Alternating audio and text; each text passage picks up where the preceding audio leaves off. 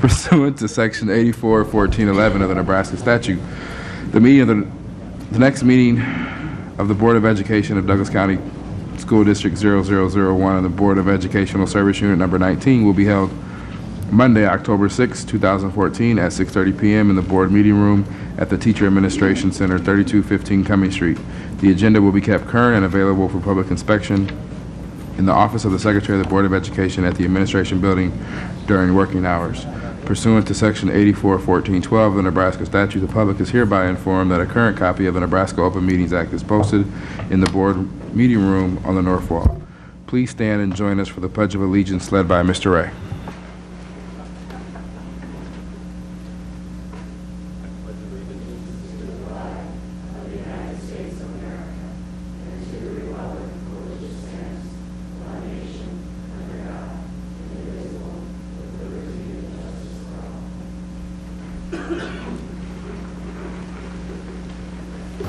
Roll call.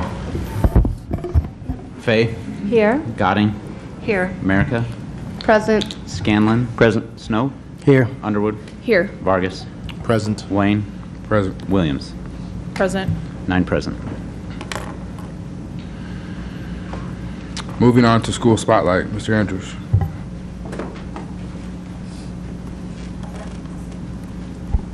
Thank you, Mr. President. Good evening. Tonight's school spotlight literally is making history. This evening we honor the first Sudanese-born teacher in the history of OPS, a man who happens to teach history at William Jennings Bryan High School. Recently he was the star of a feature story in the World Herald, and today the Bellevue Leader caught up with him in class. Please join me in welcoming Bedong Tote.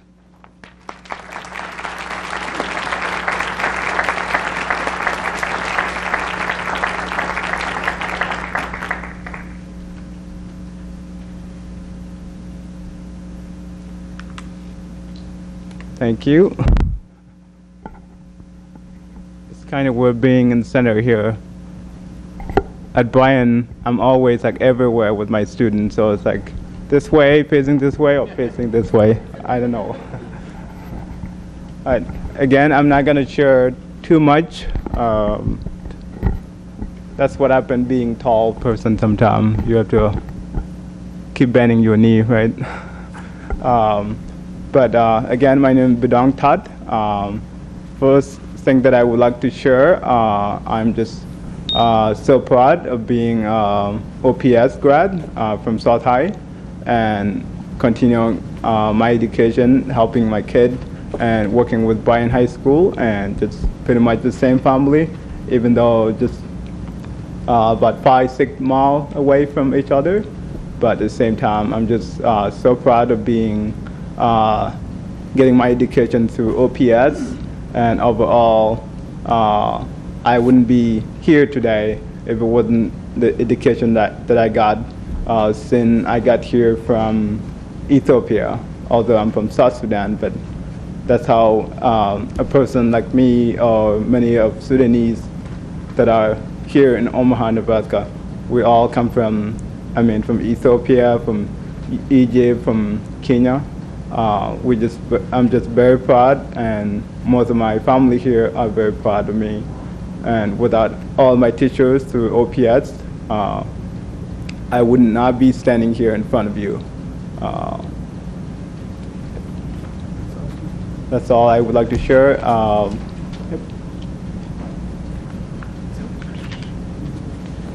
Any questions? Mrs. Fay. Well, thank you for coming tonight. When you graduated from South High School, where did you go to get your teaching degree? I went to Creighton University, just down the street here. And then did you do your student teaching in Omaha? I did. Actually through South High School last spring. So I was hoping that I'd land a job somewhere in OPS, but finger crossing. But overall, back in May, right after I'm done with student teaching, I got a phone call and have to line up a meeting with Mr. Aranda, which I knew when I went to South High.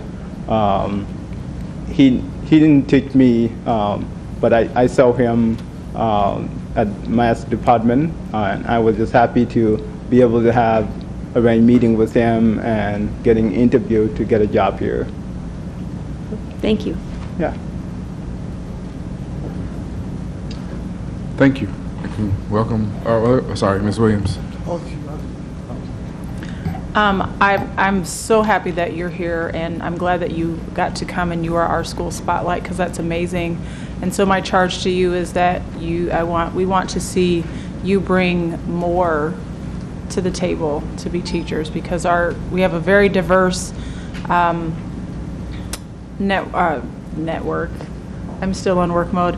We have a very diverse student population, and so it's encouraging and it's amazing to see that. So I encourage you to bring more on, and your work is going to, for all ethnic backgrounds and cultures, it's really going to be pivotal for us. But just congratulations, and it's amazing, and thank you for all that you do. Any other questions? Seeing none? Thank you, and welcome.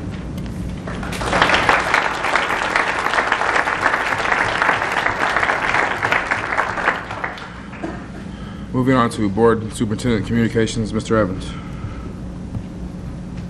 Thank you, Mr. President. Thank you, Mr. President. One of the things we want to share with the board today, because I don't know that everyone was able to see it, there was a special done on Channel 7 in reference to our dual language program and the most recent addition, which is Liberty Elementary. And so if I could have the attention to the board, we're going to watch a little presentation about 4 minutes here on our recent dual language addition. Step inside and this looks like your typical kindergarten class. It sounds a lot different. Miss Dobson's class, acá por favor. Vengan acá. Luisa Palomo and Emma Dobson co-teach the first group of its kind at Liberty Elementary. 44 students, roughly half of them native English speakers, half native Spanish speakers. We sat in on class during afternoon music. Uno, dos, tres, la. Uno, dos. They're divided into 2 teams, each with native English and native Spanish speakers. They spend half of each day with each teacher. I use Spanish with Miss Dobson, and I use English with Miss Loma. D. Both coordinate every lesson down to the phrases they use, so it is the same across languages. Our schedules are identical, so whatever's happening in my room is happening with Miss Dobson in Spanish, and instruction picks up immediately from where it left off. So my kiddos, who spent all of this week doing reading with me in English, next week will do reading in Spanish, picking up at the exact same point they left off. Nothing is repeated, it's sequential. Dual language programs are already running in several other OPS schools, giving students the chance to continue through graduation. In all, nearly 2,500 children participate across OPS, with 200 more on a waiting list. It seems even lessons in Spanish help both English language learners and native English speakers perform on state standardized tests. OPS research shows dual language students matched or outperformed peers in 3/4 of data points they surveyed from 2013. Huge, they say, especially for native Spanish speakers. It honors and builds their first language while having them learn English really flawlessly. Teachers say it is so rewarding to see students comprehend both languages and see parents support the program. We've had parents come up to us and ask if they can take Spanish classes too. My car, yeah, I'm gonna drive my car. And by starting students now, it becomes a lifelong skill built on something as simple as a song. Jeremy Maskell, KETV, Newswatch 7. There are challenges to expanding the program. It needs bilingual teachers and paraprofessionals and Spanish language classroom materials. Still, the team we talked with hopes to see it grow in the future. Thank you, Doug and Matt. I just thought that was a nice presentation of an expanding program, and I know, Mr. Scanlon, your daughter is a part of a dual language program at Crestridge, and I'm sure she's doing quite well at Crestridge. Next item I want to hand out is a recognition that our school district received from the Urban Education magazine. This is an article on Omaha early learning, where we received some national recognition for some of the early learning programs. This one specifically is highlighting what's going on with our learning community. and describes and discusses what's happening across the nation and that we are ahead of the curve on our targeted early education programs, closing the achievement gap with those efforts. So a great article that was highlighted in a national magazine, which ties right into the other thing that I left, another item that I left on your tables, which is the annual evaluation of the EduCare program. And we can see, and I see some of our EduCare staff are in the audience as well, this document shows the results that we continue to get from EduCare and the results that we have for the young people who are a part of that program. So both of those are separate programs and items on early education and early childhood, but both examples of progress that we're making in that area and demonstrated progress on an evaluation for the EduCare site too with our kids, not kids from another state or another school district, but Omaha students. So I'd start with those two, and then I wanted to also mention that Saturday we had an Empowerment Network meeting at North High, well attended, had an opportunity to talk about where we're at with our strategic plan implementation as well as the facilities improvement plan and where we're moving on that. So really some great opportunities this last week, and I will be bringing back to the board in October a learning community recommendation from the superintendent's group. You may have read in the newspaper there was an article about the Senate Ed Committee requesting that the 11 superintendents work together on a plan that then we bring back to our respective boards for your review, and we'll start that in October. And it's one of those challenging pieces because part of the LC is that there's, depending on what district you're in, it has a different impact on you. There's winners and losers based on which part and piece of the learning community. So it's kind of a challenging piece, but we were tasked by Senate Ed to do that. So we're in the process of providing that materials, and we'll bring it to the board in October. And that's all that I have, Mr. President. Board member communications. Any board members have any reports they would like to share? Mrs. Fay. The Omaha Schools Foundation just recently wrapped up kind of a neat gift that was given to them from four local athletes. Eric Crouch, Matt Davison, Ryan Sears, and Antoine Young donated their time and some rounds of golf with them, dinner with them, and a baseball game in two separate auctions, a Creighton auction and a Husker auction. And I know that at the Creighton auction they raised $1,500, and I'm not sure the results of the Husker auction, but all the funds from those two events are going to support Omaha area teen job programs and UNO's Summer Works program. So 100% of those funds will go to that. Really all came about from the generosity of those four athletes giving their time to the Omaha Schools Foundation to benefit OPS students. So I think that was kind of a neat thing. You can read more about it on the Omaha Schools Foundation website, which is omahaschoolsfoundation.org. Thank you. Ms. Williams.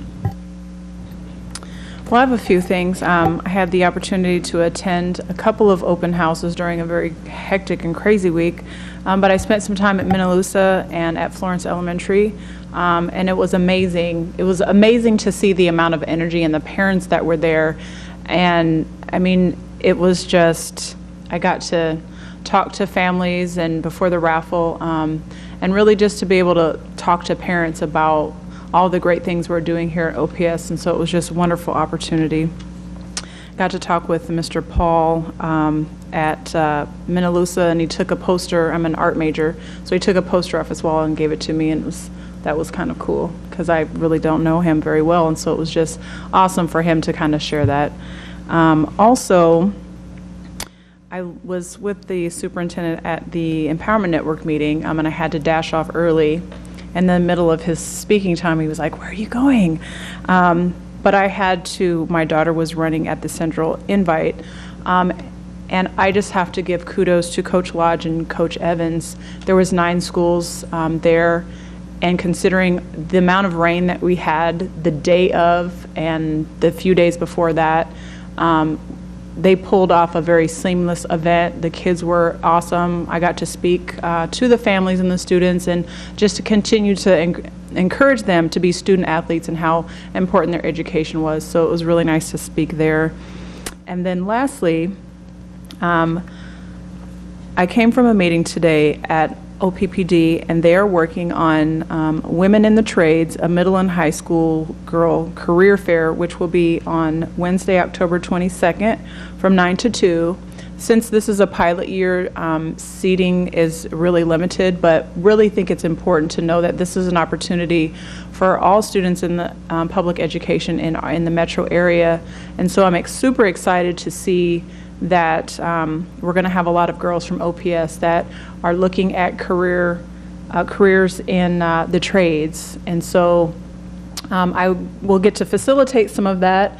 And this potentially could be a huge thing for our area that we can work with. So kudos to OPPD, but if there's any family or parent that is interested in this and you have a middle or high school girl, please email me. I'm a little scared about that. But yolanda.williams@ops.org. We definitely want to encourage those students and those young ladies who are interested in the trades to get a heads up and some more information. And it's supposed to be great. There's some hands-on activities. You'll meet employers. You'll learn about different trades. Lastly,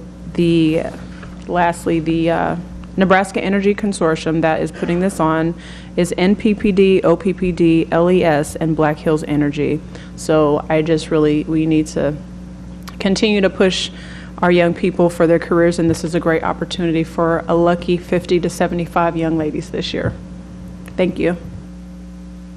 Any more, Mrs. Underwood?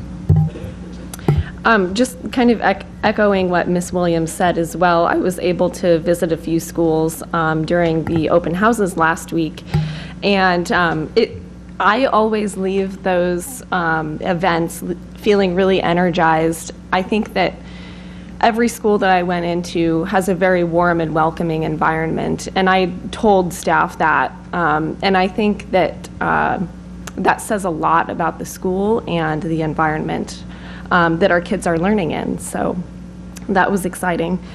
I also wanted to mention, I came from a Complete Streets stakeholder meeting, and Travis Salas, our transportation director, was in attendance as well. And I just wanted to mention it because the City of Omaha will be implementing a Complete Streets policy. So this means that when a new street is built or when they're looking at sort of rehabbing a street, they'll be looking at ways of serving pedestrians, providing bike lanes, and potentially transit as well. So I think that that's important as we look at this student assignment plan and some of our transportation policies. I think in the end, this is going to potentially save OPS transportation money if there are sidewalks that are safe and available for our students. But I also think that Travis brought up a really good point. It'll create potentially more bus stops that are safe for our kids. So I just wanted to mention that because that'll be coming up. Hopefully we'll see more projects, and I think that some of them will directly impact our schools, and I think that's a really good thing. Any more board reports? Mrs. Gutting. I had the opportunity this past week, and it was an open house, but it was a different night at Standing Bear, and they were having their PTO meeting, but before that they were having a curriculum night where they invited all the parents to come, and then they split up into different rooms based on where their children went to school, or what grade their kids were in. So for instance, third grade was in one room, and the parents and the teachers were walking together through the curriculum that would be used during the school year. And I was just very impressed that the staff took the time and that the parents took the time to come and have a greater understanding, because sometimes you hear parents say, well, I don't know how they're teaching math. So to be able to have the teachers walk the parents through what the plan is and how the teaching will happen, I think is really important. So I was very impressed with what they were doing, and just want to commend them for their work in building alignment all the way across. Any other? Mr. Vargas. Thank you, President Nguyen. Just wanted to give an update on, I've been recently invited by the NALEO, which is the National Alliance for Latino Elected Officials, to attend a summit in D.C. This is obviously a very quick turnaround, but this will be happening in D.C. on the 29th to the 30th. So I'm very excited to represent OPS and be part of this conversation. And so the title of this is Creating a Comprehensive System to Promote Teacher Quality, which I think is very apropos given our strategic plan and the different targets and things that we've been talking about. And so this is going to be a 2.5-day event, and just some of the big topics that are going to be covered that I'm excited to talk about given our demographic is the state of Latino education in the United States, updates on federal teacher quality initiatives, teacher recruitment and preparation. I think we heard that from our dual language spotlight video piece. And meeting the needs of English language learners, professional development, looking at models of excellence across the United States to improve student learning, leveling the playing field, thinking about resource allocation to make sure all students are supported for success, federal vision for accountability, comprehensive teacher evaluations, looking at the models of how that's looking in different districts, looking at different frameworks for evaluation, looking at the benefits and the pros and cons of Common Core integration and assessments, and local implementation and professional system capacity, and this is all policy levels. So I'm excited. Hopefully I have a lot to share, resources to share with the rest of the group, and I'm just looking forward to being a part of the conversation. Thank you. Any other? Seeing none, we'll move on to public comment. We have Ms. Barbara Shonte. Please state your name, last name, spelling of your last name, address. You'll have 5 minutes to speak. Mr. Ray will let you know when there was 1 minute left and when your time is up. And you come up to the microphone.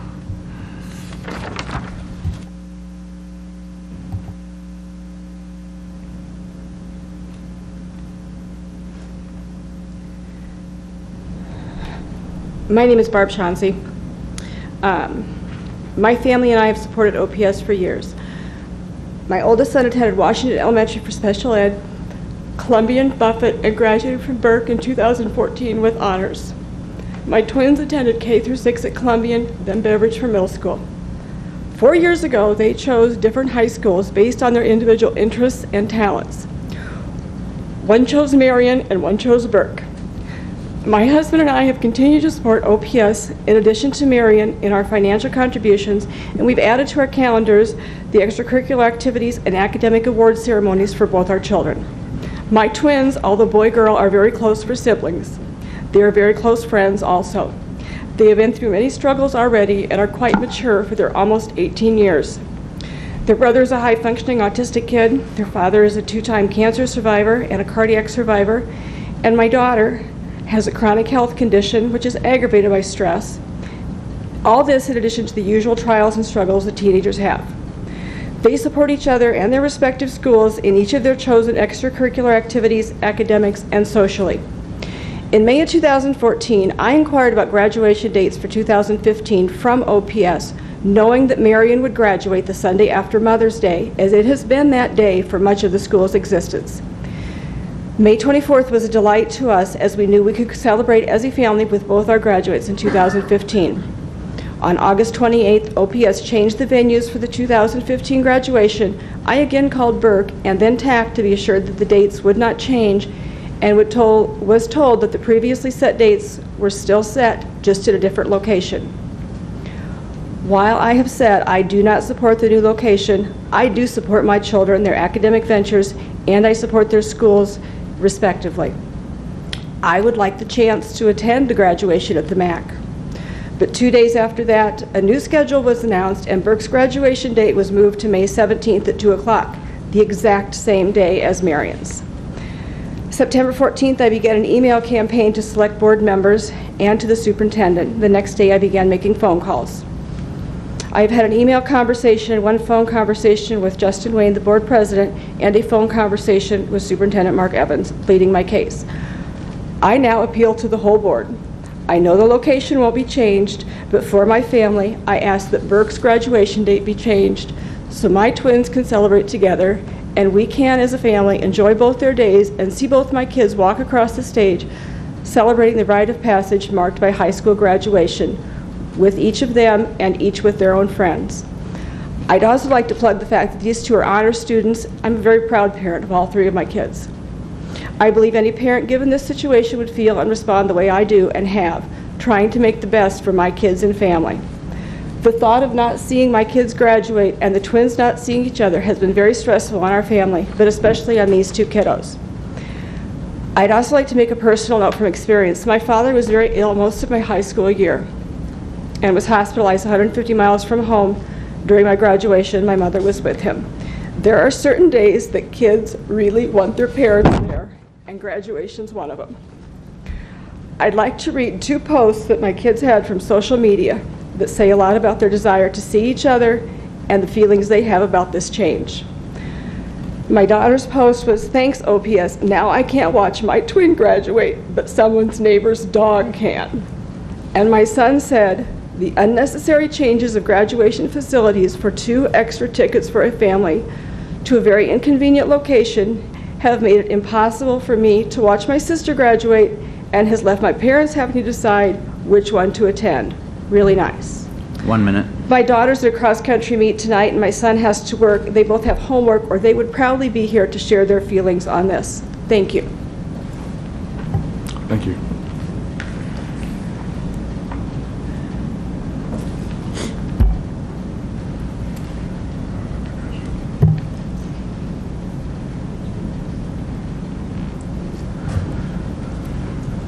Any other public comment, Mr. Ray?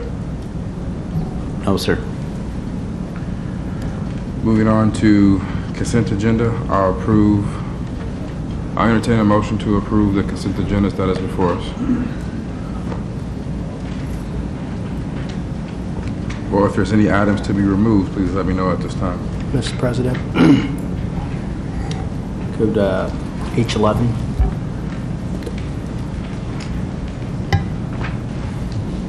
Be removed or keep it there? Could it be moved to discussion or information item?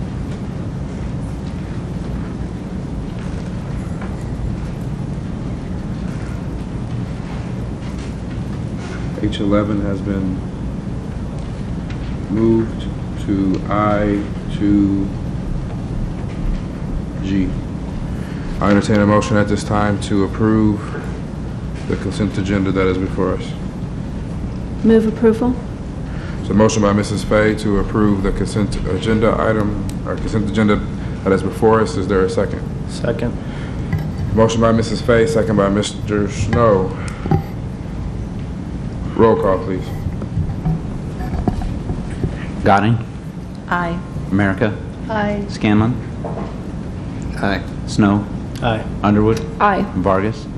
Aye. Wayne. Aye. Williams. Aye. Fay. Aye. 9-0. Motion carries. Moving to I1 information item, MCDC overview. Ms. Neelis Brash. Okay. Well.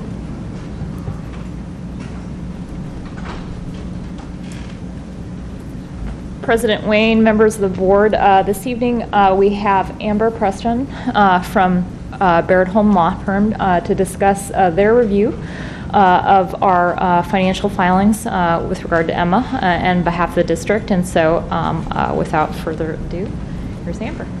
Thank you. Thanks, Megan. I do have a PowerPoint presentation, which is that's something I can do from here. Where do you have it? I think it was on the agenda. That'd be great, thanks. Probably most efficient for everyone.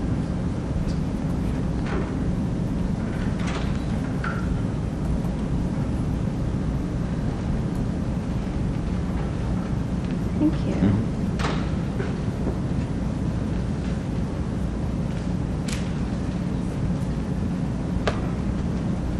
Great. Thank you. As Megan mentioned, my name is Amber Preston. I'm a partner with Baird Holm, and I'm here to explain tonight a little bit about the SEC's new MCDC initiative. We're going to cover just a couple topics tonight. First, we'll talk about continuing disclosure undertakings, what they are, what the SEC rule says. Then we'll talk a little bit about the MCDC initiative, which is a new initiative in 2004, and we'll explain all this because I'm sure right now it's not very clear what it is, but we'll go through all of this to make sure everybody understands. Finally, we'll analyze the MCDC initiative and the district's participation or decision not to participate in the initiative. And finally, we'll conclude with by answering any questions you may have. So first, there is this rule. It's called Rule 15C212. It was originally adopted in 1994. Pursuant to that rule, underwriters are prohibited from purchasing or selling municipal securities unless they reasonably determine that issuers have made certain undertakings in the official statements or the offering documents that you see. And the offering documents pretty much spell out the terms of the bonds and things like that. So obligations of issuers, such as the district, includes preparing an official statement regarding the issue of securities, describing the continuing disclosure undertakings, which is required by this rule 15C212, and also disclosing any non-compliance with the undertakings in the past 5 years. The underwriter is required to obtain review the official statement, determine before selling and distributing the securities that the issuer did have this written disclosure undertaking required by the rule, and also the underwriter is required to have procedures in place that provide reasonable assurance to the underwriter that they'll receive notification if an issuer such as the district fails to provide those financial disclosures. So in the rule, there are 4 things that are specifically required. First, providing annual financial information or other operating data. This data is discussed between the issuer and the underwriter of what type of information you would be provided. For example, for OPS, you provide enrollment as well as a couple other key pieces. Total aggregate debt outstanding, lease-related debt. Those are some key pieces of data that are provided as annual financial information or other operating data. This is in addition to your audit that's also available. The second piece is if the issuer has an audit available, they also have to provide an undertaking that they will provide that going forward in the future to investors. Third, the issuer also has to provide in a timely manner any notice of failure to comply with providing this operating data or providing the audit. And finally, the rule has a list of 14 items that must be disclosed promptly, but in no later than 10 business days after the occurrence of the event of the following listed events. These listed events are pretty big things, such as failure to pay principal and interest on the bonds, bankruptcy filings, bond calls if they're material, rating changes either at the district level or rating changes to the bonds. So those things are all dictated by the rule, and they'll be in every official statement that's underwritten by the district. So you're probably wondering what is this MCD initiative and why is it out there? Well, interestingly, there were 2 school districts, one of which was West Clark. West Clark has been out in the market issuing bonds from time to time. And in 2005, they did a $52 million bond offering. In that offering, they provided the 15C212 undertakings, such as we'll provide annual and other operating data, we'll provide our audit, we'll give you notice if we don't do these things timely, and we'll also provide you notice of any of those listed events that you saw, those 14 items. After the 2005 offering where they made all these statements, they came out in 2007 with a $31 million offering, and in that offering document it said, we've complied with all of our continuing disclosure undertakings. We've provided these annual filings every year, when in fact that was false. Between 2005, which was the original offering that the SEC was looking at, and 2010, West Clark School District never submitted any annual reports. They never submitted any of the financial or operating data that they said they would, and they never disclosed that they failed to do that. There's a second school district that was a little bit in the hot seat as well, called Kings Canyon. This was they had 1,000 employees. It's a school district in California, 7-member board, and they had 10,000 students. They did a similar, but not as egregious as West Clark, but they did offerings in 2006, 7, and 10, in which they said, we have always complied. They complied once in a while, but wasn't enough. So the SEC came out against these 2 school districts and said this behavior is awful. You're not only violating the rule because you're not providing the ongoing disclosure requirements, but you also are stating in your official statements false statements. It was false because you said you have always complied in all material respects with Rule 15C212, when in fact they didn't. There was a cease and desist as well as monetary punishment for these 2 school districts. This is how the MCDC started to kind of bubble and started to come to the surface. So the MCDC, as I mentioned, was put out by the United States Securities and Exchange Commission in the spring of 2014, and it stands for Municipalities Continuing Disclosure Cooperation Initiative, which is obviously why we refer to it as MCDC as shorthand. And its goal is to address what the SEC views as widespread violations of the federal securities laws, because people are putting statements in these official statements that the SEC believes are not true. So the important thing to understand about the MCDC, which seems a little bit unusual, is it's not that these issuers didn't comply and they didn't do their annual filings, but it's that they put the statement in, the official statement in that disclosure document that goes out to the public that said we have complied. It's that material inaccurate statement that got these districts in trouble. Had they said we've never complied, they maybe would have gotten out of it a little bit, but it's because they put this false statement in there. So now we have this initiative where the SEC said, okay, municipal security market, all the underwriters, all the issuers, here's your chance to come clean.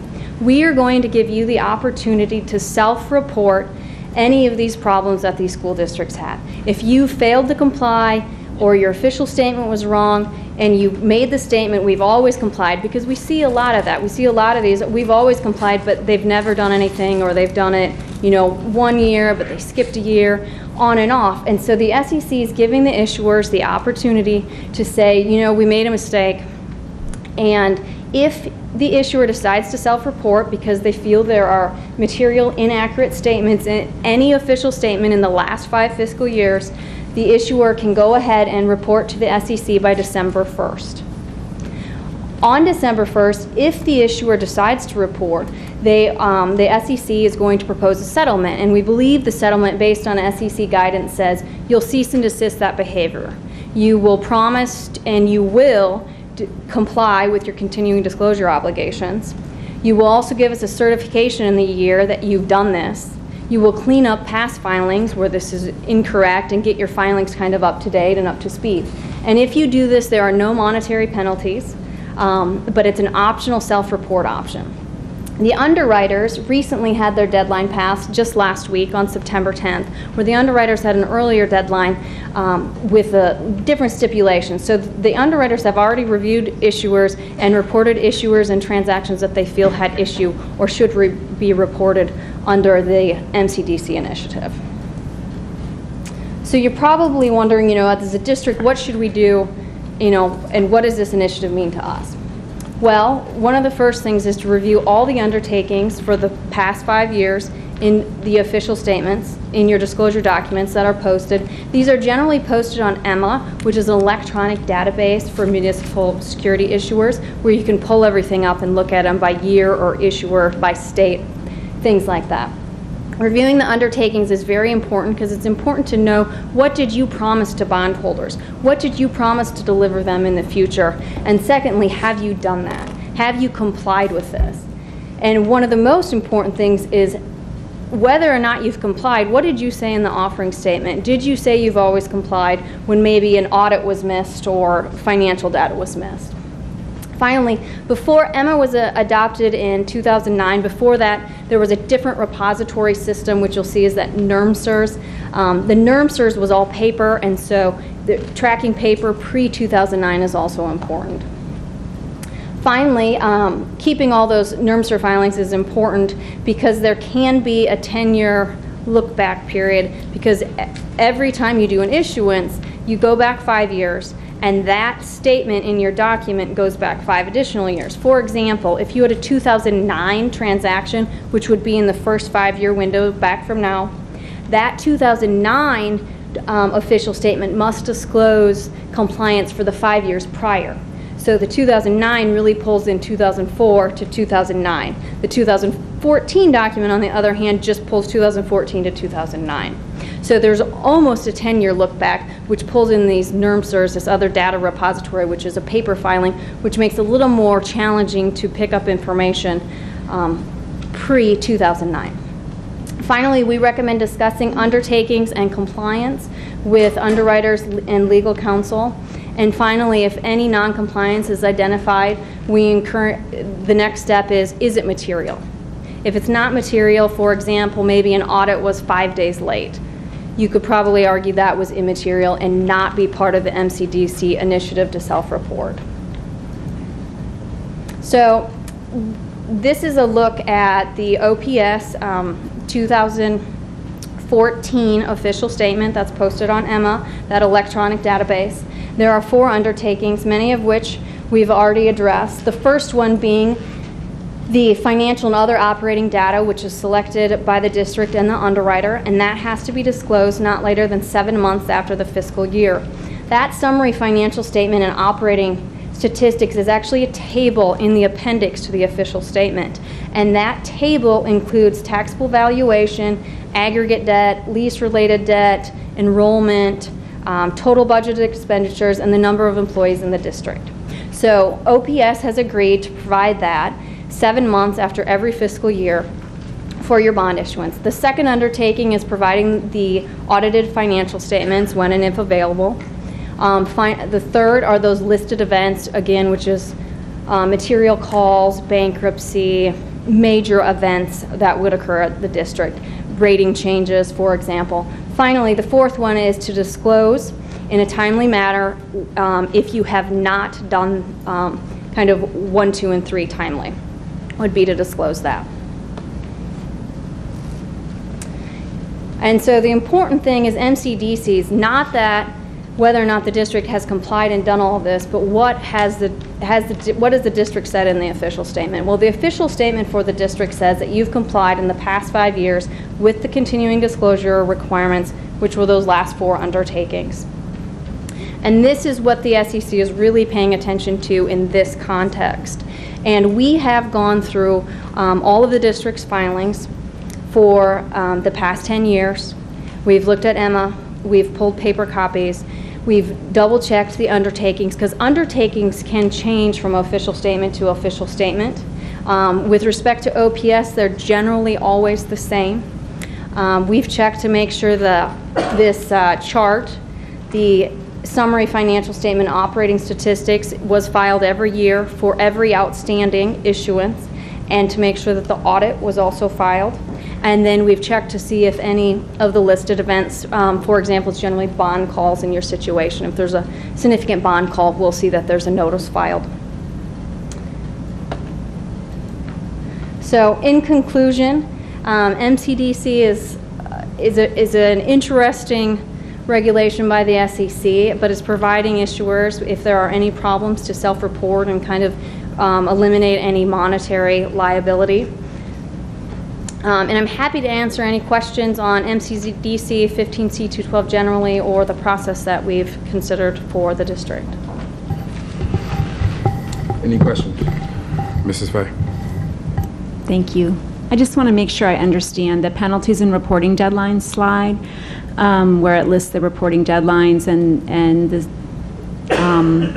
opportunity to self-report. Is this just Is this always, or is this just kind of a one-time amnesty period? It is a one-time amnesty, exactly. Yeah, this is just new for 2014, and it's expected to expire on December 1st for issuers. All right, thank you. And then it'll be... And then it will go back to the SEC in the 2 school districts that we talked about earlier, they can charge monetary fines, cease and desist, and they've even said, you know, if we catch you after the fact and you didn't self-report, we're not going to promise you any favorable settlement terms. So they're encouraging people who potentially have material misstatements in their official statements to use this initiative to kind of get out of jail free sort of card. All right, thank you. Any other questions? Will you provide the district and the board with a written opinion of why we're in compliance and why we're okay, and just a written opinion? We could certainly provide you kind of our analysis and our background and tell you how we arrived at that conclusion. We've talked a little bit with Megan already where we've gone through all of the undertakings, but we could certainly craft something for you to look at. I would appreciate that. Thank you. You're welcome. Any other questions, concerns? Seeing none, thank you. Okay. Moving on to, thank you again for your time, and thank you for looking at all those interesting disclosures. Thank you. Moving on to I-1B, OPS Career Education Planning for the Future. Dr. Kerberg.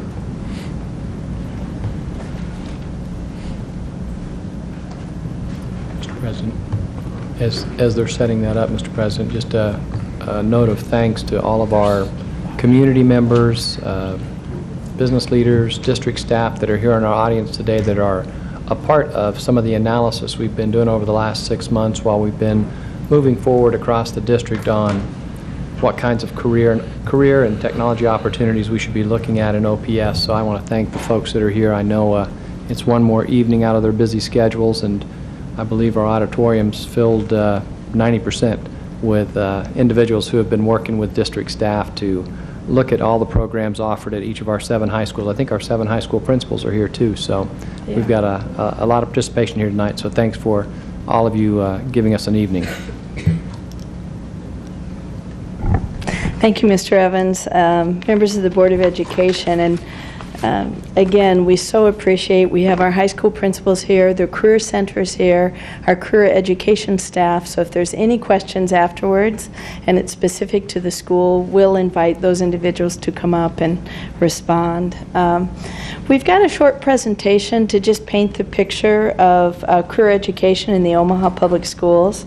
And of course, our goal is to include our community, our teachers, our parents, as well as staying focused on our students at all times.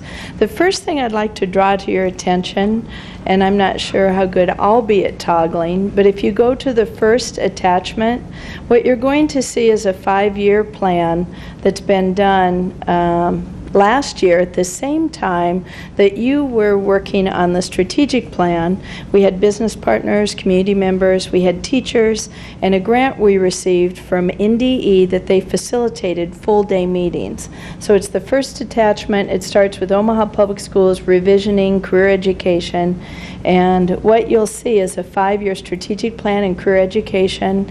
Revisioning is the name that NDE uses for this process of strategic plan development, and we actually volunteered and pursued it so that we would be in a position to have something in sync with our strategic plan, and so we're able to provide that to you today. So that's the first attachment I'd like to have you reference, and then I will go back to the PowerPoint, and we will go ahead and go to the second slide. We do want you to know that it's been prioritized in the action plan. I think it's 6.2 to have a business roundtable providing us input on career education as well as other topics. It also fits into a guaranteed and viable curriculum, which is 2.21, as well as 2.22, which is another curricular objective. So that gives you a sense of what we've done in terms of the big picture with career education planning. The next slide really talks about something you supported our school district with, which was a major purchase last spring in industrial technology. It was a $1.2 million adoption, and we have received the materials, we've trained the teachers, and it has been implemented in every one of our high schools and the Career Center in terms of those materials, resources, supplies, and equipment. So we're very pleased that that has happened and has been completed.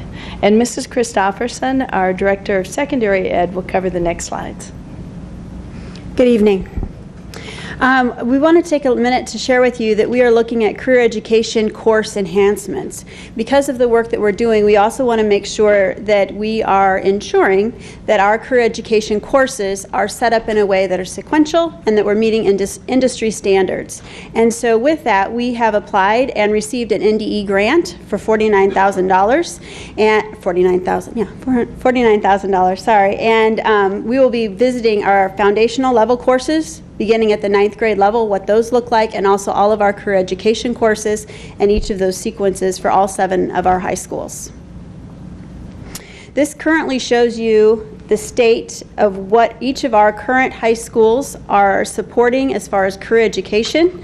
Not only do we make sure that we support career education across the board with accounting and marketing, but there is also, every high school has a specific area of focus, and you can see that with the center being the Career Center, which we support 700 students on a daily basis that come to us for our various programs that are only housed in the Career Center, as well as each of the different various programs that are offered at each of our 7 high schools. And of course, each of our high school principals or designees is here to help answer any questions that you might have specifically about their programs. Our planning for the future. Because we are really being conscientious of the work that we're doing inside of career education, we are taking the time to make sure that we're exploring. Are we meeting the needs of our community? Are we embracing what's out there that we have not thought about and ensuring that our curriculum is in place due to that curriculum audit that we're doing? But we've also taken the time, this summer we went down to the Center for Advanced Professional Studies, otherwise known as CAPS, in Blue Valley, Kansas.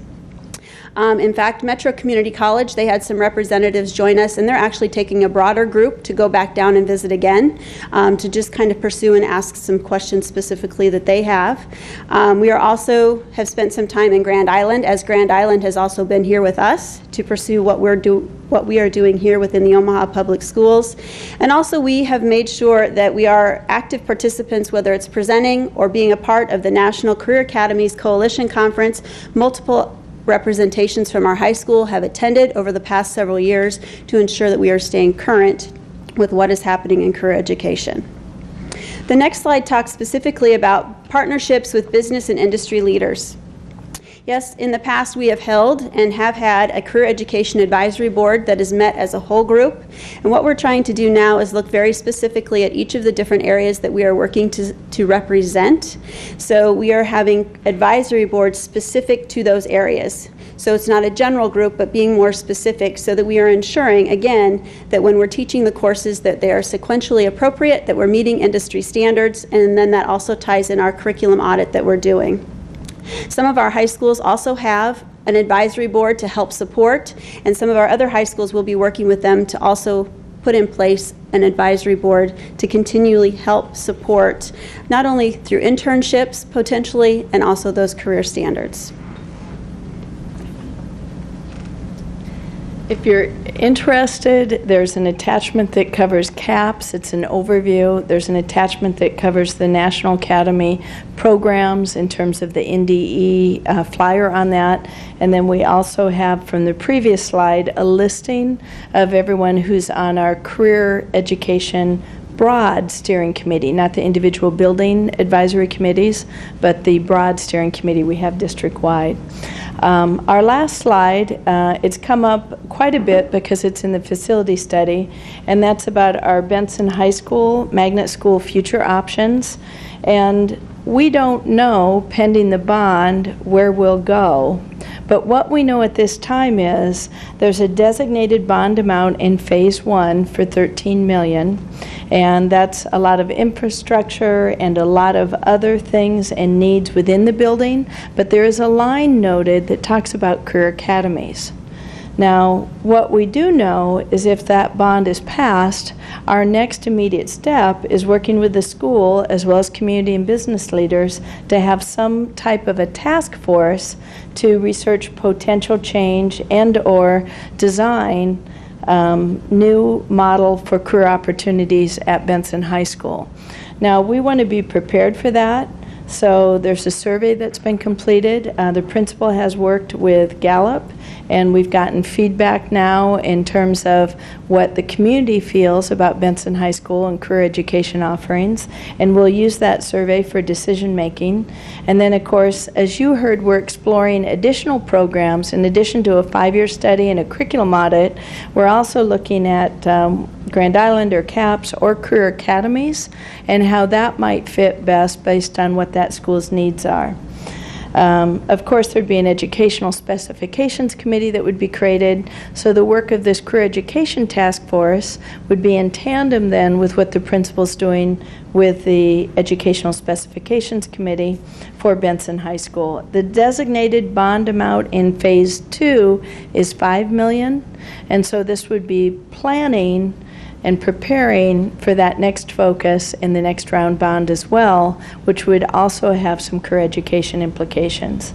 So we know the big vision, we know the needs, we have a Gallup survey, and we've got a interest in pulling together the community, having a task force, and then moving forward with that once we know where the bond lies, where it goes. And we're feeling very optimistic about the future because of the work done by the board and others in terms of the bond, but that will guide us in terms of our next steps following that. If there are any questions about Benson, Burke, Bryan, Career Center, Northwest, South, North, and if I missed someone, my apologies. But we do have all of our principals here as well as the Career Center. If you'd like to know anything more about their plans, if you'd like to know more about our 5-year strategic plan, which school did I forget? Central? Oh, I didn't say Central. Dr. Bennett, my apologies. Never do a listing from the top of your head. Did we cover them all now? Okay, good. All right. So now that I've got all our principals, or at least their schools listed, you know the Career Center's here. If you're interested in the 5-year strategic plan, we have our career education supervisor team here as well. So we've got lots of people to answer general questions. We're very excited about the future and what that could mean for our entire school district, but in particular, of course, the possibilities at Benson should we get the bond. Any questions? Mrs. Underwood. Thanks for your presentation. This is all really exciting, and it seems like you guys have been very diligent and thoughtful in your process. And thanks for providing the advisory council names. It looks like a very complete list, so that's good to see. I did have a question on the current career center here at the TAC building and kind of how that fits into the future plan. You've got several options, and I'll run through what the committee may or may not want to do. I can't predict what a task force not yet formed will choose. One is you leave it right here and do nothing. Another one is you create a new career center and a new facility with a new building. Maybe it's CAPS-like, maybe it's Grand Island-like. Another option would be you put it into one of our high schools, perhaps Benson, but you also keep a comprehensive high school with it. There's even been discussion at one point is would there be better locations for some alternative ed and put it in a facility that was once a high school if there were other options for that. But those are things that we just can't predict until we look at whether or not we receive the bond. But there's several options for that. Yeah. Mr. Scanlon. I guess, thank you for this information. One of the things that has already begun is the rumor mill, and I think that OPS, we need to do a better job relaying this information to the public, because we've already got people saying we're going to close Benson and we're going to turn it into just a career academy. So those rumors are already flowing up, or starting up, so I think that it would be in our best interest to be more proactive with saying, these are some of the options that we would be considering, but we need to stay ahead of the rumor mill because there's already, people saying what we're going to do, and it's stirring up some, stirring up trouble as far as what the future of Benson looks like. So I think we need to somehow let people know what our options are. Any other? Excellent suggestion. Yeah, thank you. Mr. Snow. Thank you for your presentation. I only have one question. Your Education Advisory Council and Community Task Force, what's the difference between them two? It seems like the Advisory Council would be the task force, right? Yeah.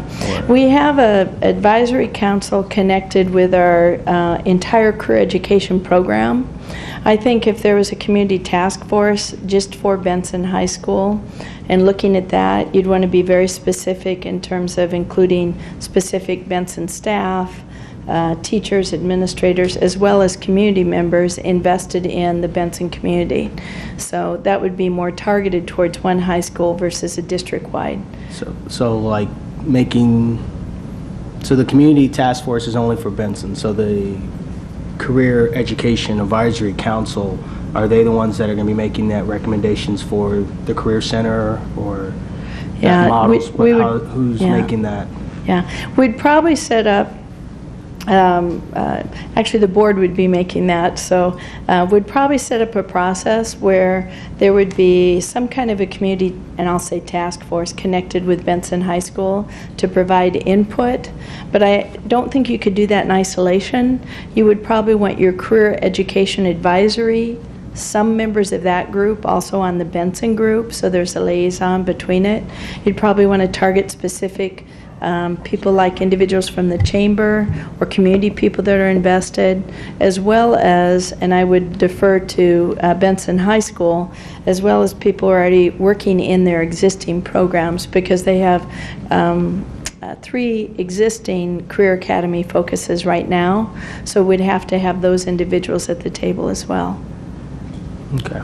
And how often does the Education Advisory Council meet?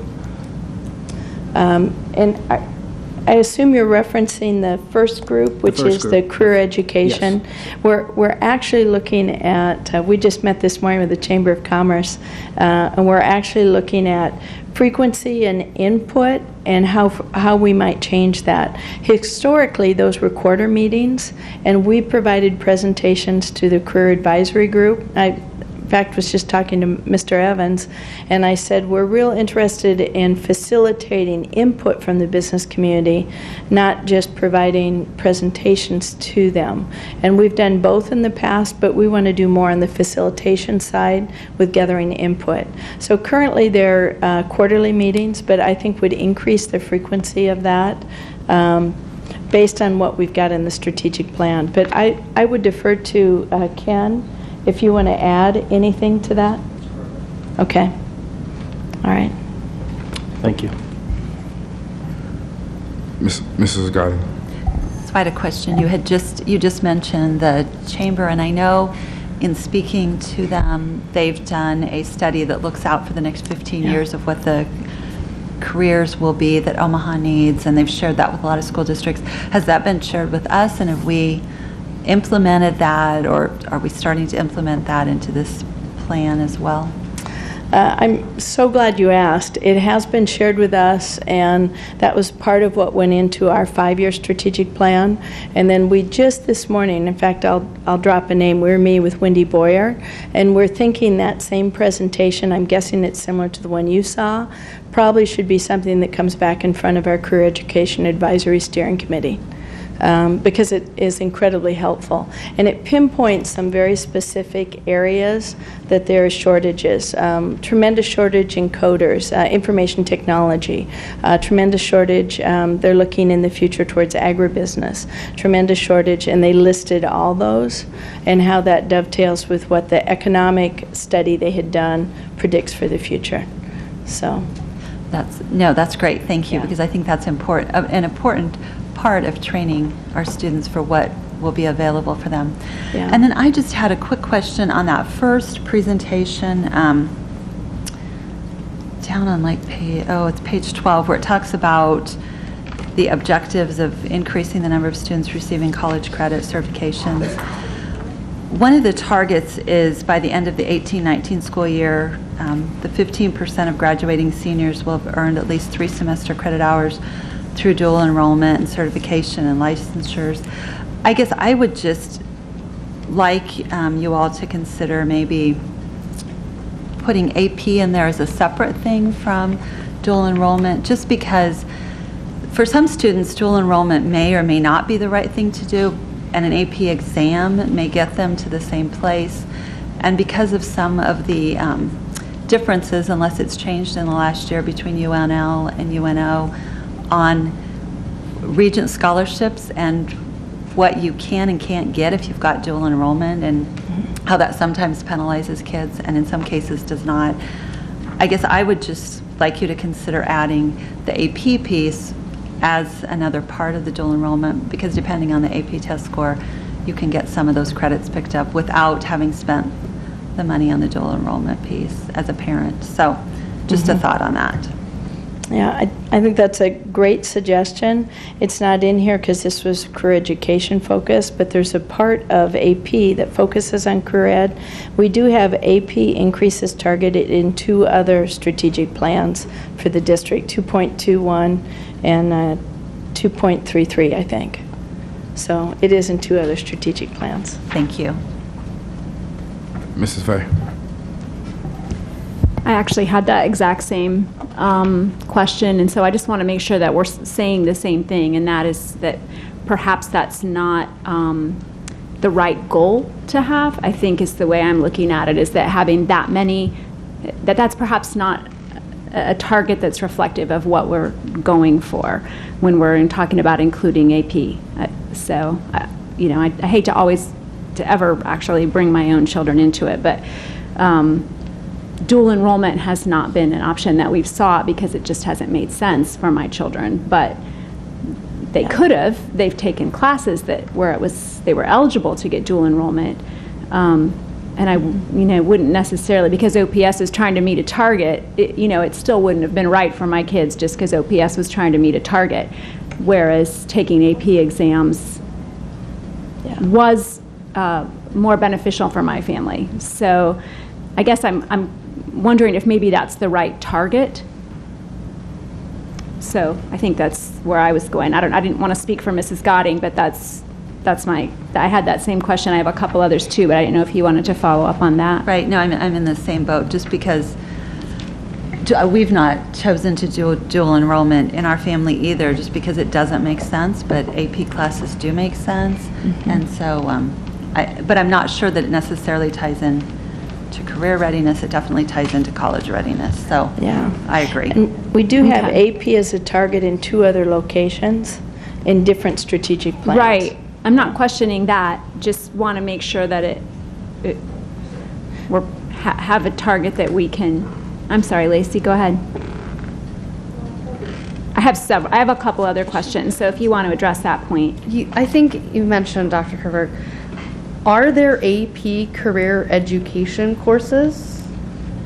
Well, are there career education courses that you can earn AP credit from, I guess would be I'd have to think long and hard. Off the top of my head, I'm not thinking of any, but there certainly are AP courses, and I'd like to defer to, I can't think of any AP career ed courses, but there's certainly AP courses that result in careers.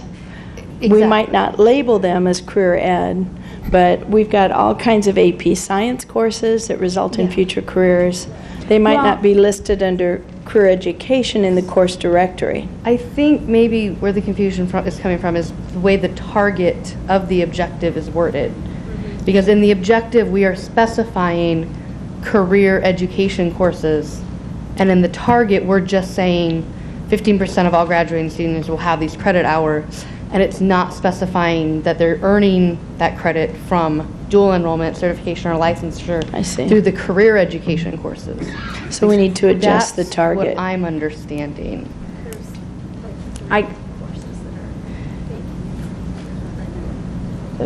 In career ed. Yeah, Mrs. Christopherson indicates there's maybe 3 courses that have a strong connection back to career education. But I think the greater point is that should we look at adjusting that target to better reflect what the intent is? Yeah, and I think that's what Mrs. Fay said earlier. That actually segues pretty well into my next question. And as I looked at the strategic plan, which I was glad to see, and I think it's obvious that a lot of work went into this whole thing and into the 5-year plan, and so I appreciate having it to review. But as we're sitting here talking about what a career education course is, and I was looking through that for maybe a definition of what career education was, because when you look at the slide in your presentation, the OPS Career Education High School Career Academies, Central High School has its International Baccalaureate program listed as a career academy, which I'm not sure if that falls under a career academy or not. And so I actually just thought, well, I'll look at the IB website and look at their mission.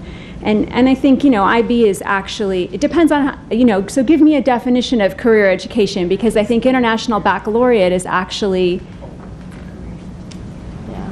International Baccalaureate is actually a liberal arts education. It is. In its truest sense. And so, but it's listed here in this slide as part of career education.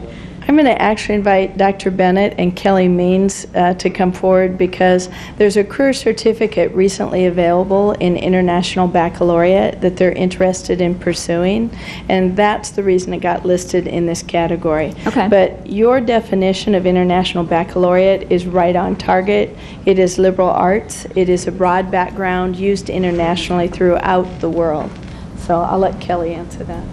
So to address that, currently the IB program is a diploma program, which is a 2-year program, and then the MYP program, which is the 7 through 10. What we're looking at here is considered a International Baccalaureate Career Certificate, where it takes programs of study that we have within our school, within career education. It also takes certain elements of the International Baccalaureate philosophy, and it combines those into not another diploma, but a certificate option. So our goal is to take what we have within career education and take also pieces of International Baccalaureate, open it up to other students who may not be going the diploma route, and provide them an opportunity in career education. There's been some demand for this career education certificate. Yes, and actually I just talked today with a representative from IB to set up something where we can visit some schools. They have 7 schools in the DC area that we're going to be able to go visit when we go to the coalition conference, but there's nothing like that in this area. All right, thank you. I just want to ask a follow-up question to that. So do you have like an advisory committee, and are all of them going to this other schools, or is this a school-based decision based off of what's best for your students? Currently, what we're taking right now is our IB coordinator, Kathy Andrews, and we're taking Tom Wagner, who is the head of schools, because we need to learn what it actually entails. So we want to see it. We're also meeting with the representative from IB so that we can see what it entails. Then we're bringing that back and adding more teachers, community members, so that we can see if it's right for what we're doing in our school.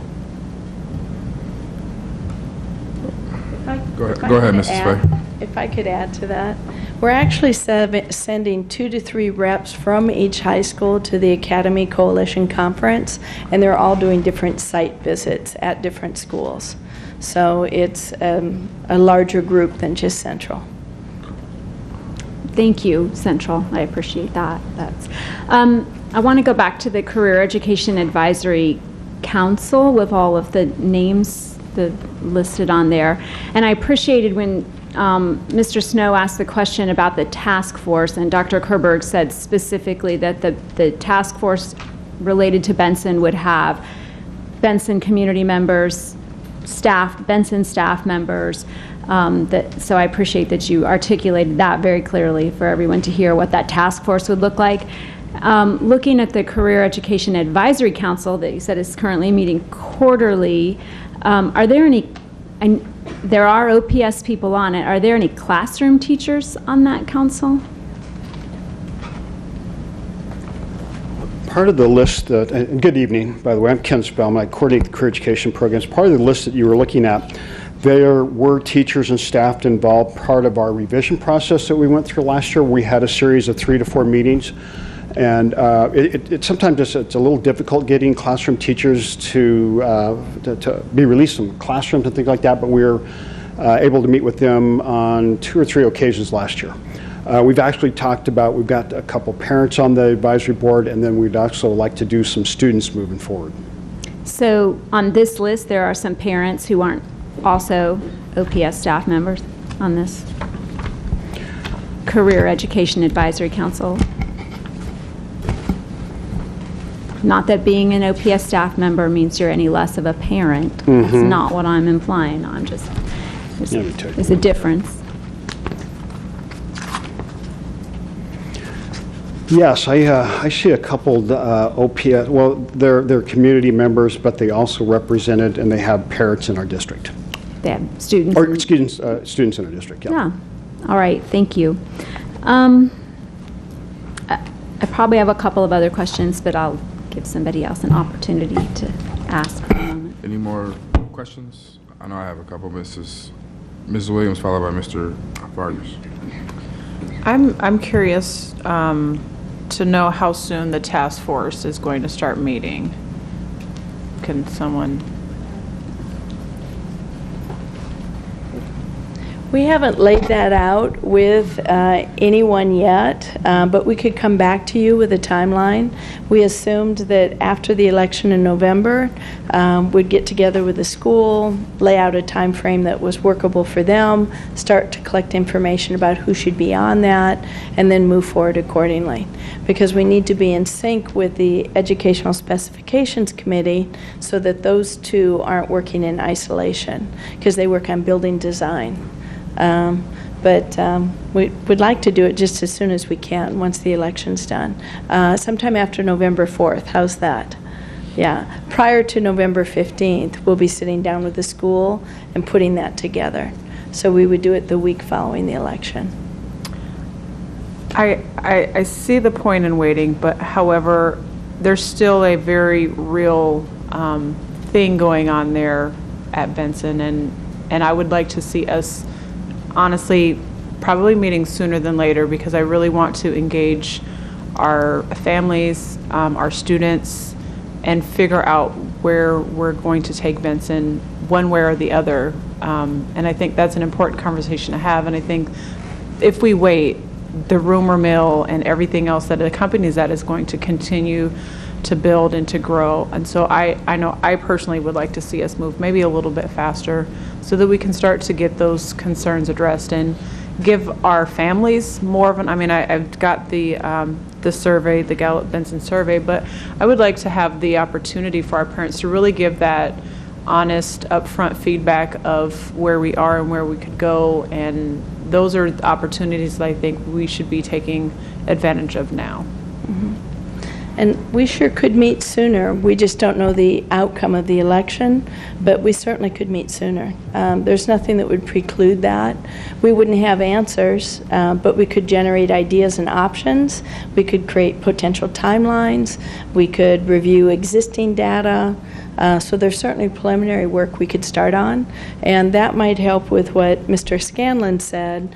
If people knew that we were exploring, which we've been sharing if anybody calls us, but if they know we're doing it more formally, that might help them. We're just not in a place where we have answers yet, because we want to get their input.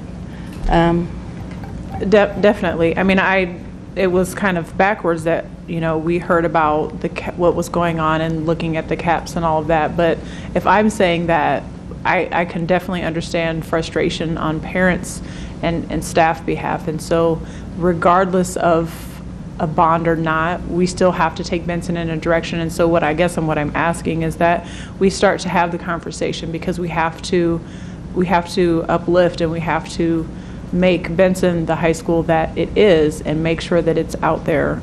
We've started some work with Northwest, and kudos to Mr. Lee for that work that he's done, but we also need to be doing that more at Benson as well, because we definitely want students to see how great of a school it is. We want families to understand the great potential that there is there. Anyone that I know that's ever went to Benson, I mean, I've never met more proud alum, honestly. I mean, Central's alum is pretty outstanding, but Benson is, I mean, you talk about their school and they're all over you. So I just would really like to see us start to forge ahead and make sure that Benson is getting what it needs and not waiting, because regardless of it, what happens in November, we still have a school that we need to give some attention, some energy, and we need to build that up. So that's really what I'm saying. We will be happy to do that. We'll go ahead and start meeting and convene, whether we call it a task force or committee. But I think I may have given the wrong impression unintentionally. You do need to know your Benson team has been talking with us for 2 years. We've had a grant they put together that Ken Spellman worked with a national consultant to package. They've gone to the national conferences with us. We've sent them on site visits. We've attended meetings to talk about the Gallup survey and how that would be put together. So the principal at Benson has been communicating with us, and they certainly haven't been standing still for the last 2 years waiting for the bond. I just want you to know that they have been looking at things they can do to move Benson forward, and they've been very eager to implement. In fact, one of the small business academies has put into place, as you probably all know, the electricians program there, and we can give other examples beyond that. So Benson has been on the move. We just didn't want to plan what we'd do with the bond we didn't have yet, but I don't want to give you the impression, because we've probably met with Benson and they've met with their team many, many times. I don't want you to give the impression they haven't been working hard to move their school forward. And Mr. Vargas. The Benson principal's here. If you'd like to hear from her, she can probably talk to this far better than I can. Mr. Vargas. Or Ms. Williams, are you completed? Sorry. My response is, Mrs. Fay, myself, and Mr. Wayne went to the meeting at Benson, and so while staff may be having that conversation, there's more concern with community and parents, and that's the conversation that, for me, is important. If we're going to move our district forward, we have to make sure that we're moving forward with our individual high schools, and for me, that's a school that I'm just going to continue to push and advocate for, because I hear it on a daily basis. And so I know that Mrs. Baldwin is doing her due diligence, but we also as a district need to be reaching out to families and community and really figure what is the vision of Benson. Again, with or without November, we still need to push that. And I would like to hear and be able to come and talk to families and concerned parents, whether they have middle school kids or elementary school kids and they want their kids to go to Benson. Well, what's the draw? And so those are the conversations that I want us to have, and I'm hoping that forums will give us that opportunity. But we can't just, I don't see there's any relevance in waiting for whatever's coming. We need to have the conversation so that if it does or if it doesn't or whatever, we're prepared for the next step at Benson High School. Mr. Vargas. No problem. Thank you, Mr. Nguyen, President Nguyen. So my question comes, I think it's piggybacking off of Ms. Fay's question, just wanting to learn more. So it sounds like we have in the works at Central a career certificate. That's correct. I'd love to hear more about what career track that certificate is going to be in potentially. That's one thing I'd love to hear a little bit more about. Sorry, I'm making you come back up. And the reason why I ask is because it seems like when we're looking at this diagram, that the IB program is prominently put up as if it's a career academy when it by itself isn't a career academy. And I want to make sure that there is a true career academy track there that are similar to or sort of complement the other ones. And similarly, I also want to make sure it's not sending the message that we are not providing IB program or AP level program curriculum at these other schools that also have career track. And so we're making sure we're sort of doing both the college, which in my experience, IB is very sort of college career, college readiness in the other schools as well as Central. So the question around the certificate program. So the certificate program is not geared toward a particular career track. It builds off of programs of study that are already in your school. So whether that's a business management track or a marketing track, it could be computer-aided drafting, it could be any of your culinary, whichever interest the student has. Because we have programs of study that are certified by the state and we follow the programs of study outlined by NDE, then IB sees those as being programs of study that are eligible to coordinate with their career certificate. As far as what the student has to do, they will be taking certain International Baccalaureate classes within the various categories that International Baccalaureate program has. They're required to do the Creative Action and Service Project. They're required to take all of the IB exams. They would also be required to do other components of the International Baccalaureate, or similar to the International Baccalaureate diploma student. So there are certain requirements. It's just not the complete diploma program, but they would still be in the same classes, completing the same examinations and the same outside work. Did that clear it up a little no, bit? it and, does. And I will admit, I'm still learning. That's why we're in the investigation stage. Yeah, because hearing that, it sounds like I would love to have IB program certificates at all of our schools, because it seems like having on, if I'm thinking about a student in a transcript, they have an IB level program and they're taking the exam, that's a great asset to have, right? And still leads me to think, well, what can we have a more specified career track in addition to the IB program at Central, similar to these other ones that I'm seeing? So that is sort of complements it. And I believe that could certainly be a possibility. We're trying to take it one step at a time. This is now our third year of being, fully certified with the International Baccalaureate program. So we didn't want to take on more than we could implement appropriately and with its due diligence. And then maybe this is also a question for Ms. Kerberg, that does this IB program as is, does this align with the definition that Nebraska Department of Education considers to be a college career track or college career academy? We actually just commented, we'd like to change the name of the slide to areas of focus because of that. We don't see IB as a traditional career academy.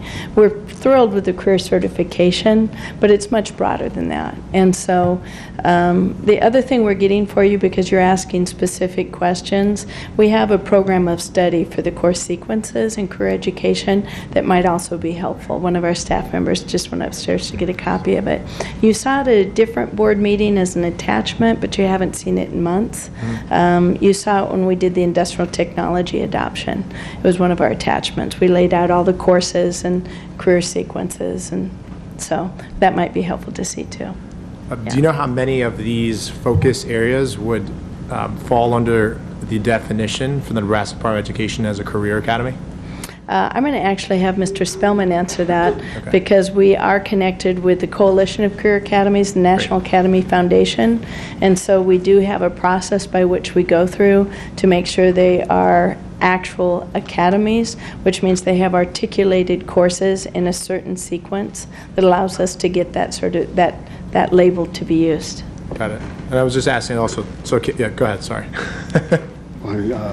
This is the document that she's referring to. That's at Rule 47. Yeah, I have that one up great. on my And we've been following that as well. So the National Career Academy Coalition, their standards, and Rule 47 developed by the Nebraska Department of Education, the Department of Education are very, very similar. And so as we started this venture a couple years ago, we follow both models. They're very, very similar. You have to have career academies. You have to have, your content, your career education content. You have your curriculum content at all matches. You have career advisory board members. And so there's a lot of similarities. And as we started this process, the Nebraska Department of Education recently adopted Rule 47 within their guidelines. Unfortunately, they didn't put any funding with it yet, but I want Omaha Public Schools to be in the position that if there is funding for Rule 47 type career academies, that we'll be receiving additional funding at our schools. Benson High School is working on 3 career academies right now. They've got pieces in place for that. Bryan High School has 2 career academies. That would be the Transportation, Distribution, and Logistics, and then the Urban Agriculture and Natural Resources. Burke High School is working on an aviation or aerospace career academy, and we're sending a team out to the National Career Academy conference next month to tie an English or math class into that one. Central we already talked about. North High School is in discussion, and we've had several meetings with their engineering and their English staff to provide a career academy that direction. We're hearing from business industries, the engineers have at times difficulty communicating, presenting, and so we've had some really neat conversations with our English staff and our engineering staff at North High School. Northwest High School was on the track, or is on the track, as far as their law, public safety, and security programs, some of their government and pre-law courses. And then South High School, we've had lots of discussions, and it was mentioned about the Chamber report. They're predicting thousands of information technology jobs soon, like real soon.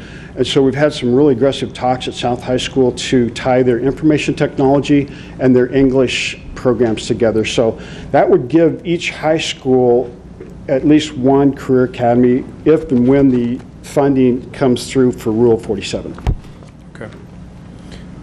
And okay, that's very helpful. I'm happy to hear that the alignment is with a focus on the Nebraska Department of Education Rule 47, and that and I also implore, as we're thinking about Central and this new career track, that it aligns and it would fall under the definition, and if not, that we have a career academy that's in Central, another track, and maybe we change this diagram and include that in here. I just want to make sure that it actually communicates what we're trying to say. Even if we're saying focus, I think the emphasis from our strategic plan is focusing on career academies, right? So I just had another question. If there have been conversations around how can we make sure that when we're thinking about our students going to career tracks, what are some of the qualifications, or what are some systems that we can use to ensure that they're prepared to go into some, I would say, Metro Community College courses for the career tracks. I'm thinking of like a Compass exam, using things to assess their readiness so that when they get there, they're not being placed into remedial courses, which I think is what I hear a lot from our NCC folks. One of the things that we've been doing is the dual credit courses. If students are successful taking a CAD 3-4 class at Benson High School or Bryan High School, it increases the rigor in our programs, and then it kind of sets the stage for being successful at the college. So I think really dual enrollment courses that we're offering at our high schools right now really are valued by us as well as Metro Community College. And we've got Bill Owens with us at Metro Community College right now, and they're very dedicated. And in addition to Metro, we have dual enrollment agreements with the University of Nebraska Omaha and then Creighton also. We are looking, we're really taking a look at career readiness. And what does that mean? And so we've had had a meeting last week, matter of fact, and we're kind of realigning. We're looking at some of our foundation courses, and there are 10 or 12 standards out by the Nebraska Department of Education. We'd really like to identify the standards and somehow incorporate them into a freshman level career and college readiness course. So that way we can kind of, help them for the next level. And a lot of these, at the national level also, career academy, but at the national, it's college and career academy. It's amazing how many of our students will go on to not only 2-year, but a 4-year type of engineering, for example. And last year we ran some numbers, and 63% of our kids In career education, and we're talking 15,000 or so from the the middle school, high school level, are currently enrolled in AP or honors courses. And so it is really college and career type of academies, and I need to do a better job of probably changing and addressing that language, because we encourage all kids to go on to some type of post-secondary, whether that's a journeyman as an electrician or a 6 to 8 year electrical engineering degree. Yeah, that's helpful. And the reason why I asked this part of our strategic plan, we talked about, obviously the ACT, increasing the number of students that are taking that, so that we understand whether or not they're prepared to go into college. But I think for tests like the Compass, which is not it's a placement test, right? Yeah. This isn't a entrance exam. Yeah. I want to make sure we are utilizing assessments to determine readiness as early as we can, so that they are able to be prepared. For the different tracks when they go into community colleges or four-year colleges, even if it's still a career track within the college.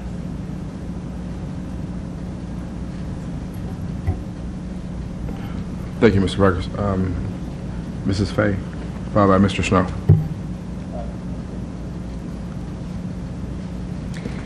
So I want to first of all address something Mr. Vargas said. I don't necessarily, and this is a conversation for another board meeting, I don't necessarily think we need a career education, career academy track at every high school. I think a true liberal arts education, like the one that's offered at Central, with access to vocational technical classes, career education type classes, whether it's in the building or access to them through something like the Career Center that we currently have, or leaving the Central campus to go to another building and access those, is a perfectly fine option. I think when you look at just sheer numbers and parents who are making the choice to send their students to Central will tell you that a lot of people value that kind of liberal arts education. And when you start talking about freshman level career and college readiness courses, I think that's for some students, perhaps for many students, that's exactly where you want to go with those kinds of classes. And I think there are lots of other students who really just need to learn and grow up and develop and get an education, and that career readiness piece might not hit them till they're 25. I don't know. I know some people who are there. So I just want to be careful that in our zeal to embrace career academies, that we don't discount the kind of education you receive that's not specifically focused on a program with a direction towards a specific career. There's a lot to be said for being able to think critically and have access to a broad-based education that touches many, many areas without focusing on any particular one. That can and should, if we're doing it right, get you ready to go to college or whatever post-high school option you take. You should be ready to do any of those, whether you have, when you graduate from any of our high schools, whether you were in a career academy or not, you should be ready to go on and do whatever it is you want to do. So I want to leave that because that is for another board meeting.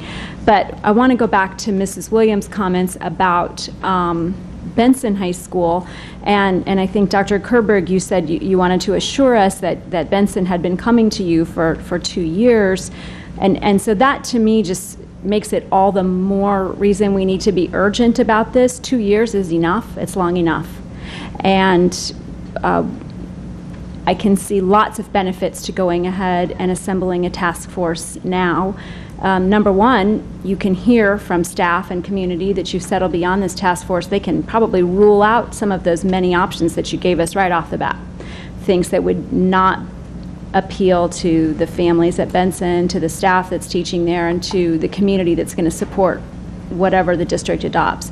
So, I think that's just one reason, is just to cross some things off the list right off the bat. So, but 2 years, while I appreciate that they've been coming to the district for 2 years, in some sense, shame on us for not doing anything for 2 years. So, and I understand things have been done. I understand. I don't mean we but- haven't done anything. We've met, we've written grants, we've had meetings at the school. We've started 3 career academies in the last 2 years at Benson, 3 of them. I mean, that is a huge amount of work. It just means And it's time to do something now. I just want to credit, I guess, Benson as well as their career education staff. They've gone on site visits, they've toured facilities, they've created curriculum, they've implemented curriculum. We've done summer writing projects with them. Their principal, with our career education coordinator, Ken Spellman, wrote a grant. Executive Council reviewed it. We went through it page by page. We were hoping we didn't get it, but we did put in.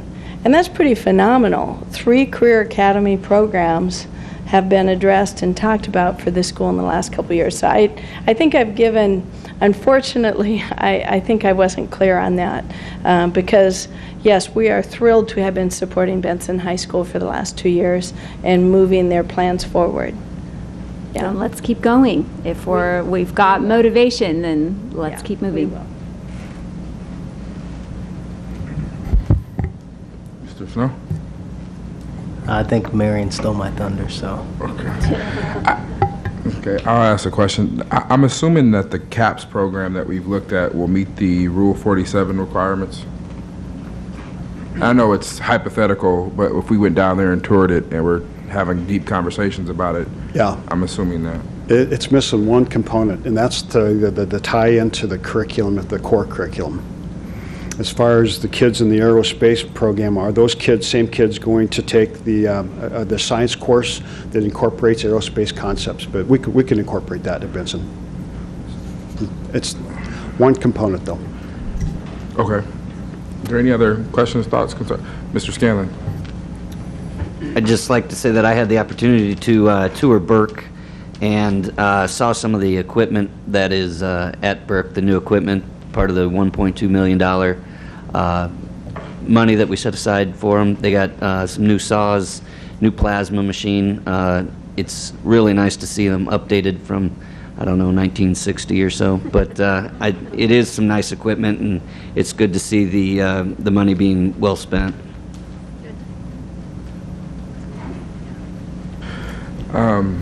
Okay, well, I'll just finish this out with a few comments, and then we'll move on to the next agenda item.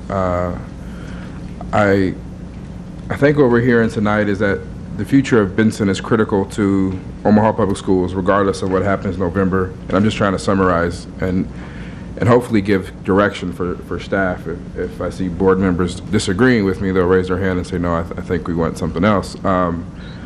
But I'm just trying to put it, because we heard a lot of different conversation tonight. And I think regardless of November 4th, we're looking for the process to start immediately to engage folks at Benson community area. It seems like we already have a committee that has been engaged for a while and know kind of the Omaha needs, what's out there. I think it's time that the board is asking, let's put that together in the short term and also for the long-term planning of Benson. There is a budget that's already been allowed for this transition in our current facility study, so we do have an idea of what the cost is going to be. So now it's time to match up our programs to the cost, and I know kind of where the cost came from. It wasn't just made up number. If you look at the initial CAPS program, it was about $12 million to start. If you look at some of the other career academies that started, they're about $10 to $12 million, and that's why there's a $5 million allocation for phase 1 and another $5 million for phase 2, which is aligned with industry standard. But I think what the community is demanding or asking is that we put some meat behind what we're asking the voters to vote on and what everything else is going on as far as the future of Benson. What I want to mention to the board, though, I think it's critical, because we only have 7 high schools, that the board defines clearly, I think today and in the future, what do we want Benson to be. CAPS program is clearly a program and not a high school. And I think what I've heard from multiple meetings is this board still wants Benson to be a comprehensive high school with some type of program in it. And I'm seeing agreement and nods from everybody. So that gives staff clear direction that although CAPS is a great program, it is a program and it's in a building but we still want Benson to be a comprehensive high school. I think the question that we're hearing kind of on the board that needs to be answered from staff is there's currently 3 new academies there. There was a Gallup survey done. Is the issue marketing what's currently going on at Benson versus a new program at Benson? If there's already like the electrical program and things going on, do we expand those? And I know it's in the survey, and there probably needs to be some more analysis of what was said versus a new program, and all that can be done with this short time period of engagement that I think the board is asking for to make sure we keep the public informed of what's going on at Benson and also address some of the concerns that board members have. So I think that's a pretty clear vision of kind of where the board is at with Benson right now. And I think that's something we can resolve here shortly in a timely manner with just conversations. And I'm looking to Mr. Evans for any comments on that, if there is any. If not, we'll just move on. No, I appreciate that, Mr. President. I think that really was the intent, I think, of the group. I think we're moving a little faster. I think we were waiting until after the election so that we'd have more definitive. But I understand, I clearly see the message from the board tonight, and I understand that, and I think staff does too. We'll move before the election, even recognizing that it may shift after the election, depends on what, well, no, it won't, because it's going to pass, so we're going to be all right after November 4th. So we'll move forward with that in mind, that we're going to move forward with that idea that those funds that are earmarked in that bond election will be part of that conversation. And I don't think anyone had ever described, by the way, that CAPS would be, that was just a program we were looking at to get ideas. We went to Grand Island to get ideas. We studied national research to get ideas.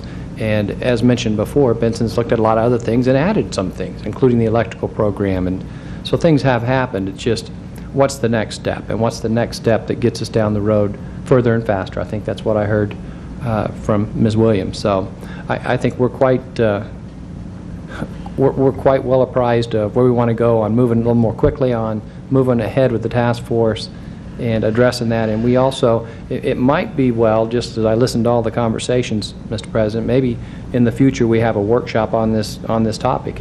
It's a lot more conversation than I'd anticipated, but if it would be helpful for the board, we're certainly willing to do that and dive deeper into each one of the programs, because we actually talked about a multiplicity of programs tonight. We didn't talk about just one. So if that's something the board's interested, we'd certainly be willing to put that together and have some of the many, I know we've got community members here in the audience that serve all of our 7 high schools, and I know they'd be willing to put together pieces and parts of what they're doing at each one of the 7 schools if that's of interest too. But we have some clear direction tonight, and I appreciate that. Well, I thank everybody for all the time putting into this conversation. I appreciate all the principals attending. I appreciate Benson community members attending.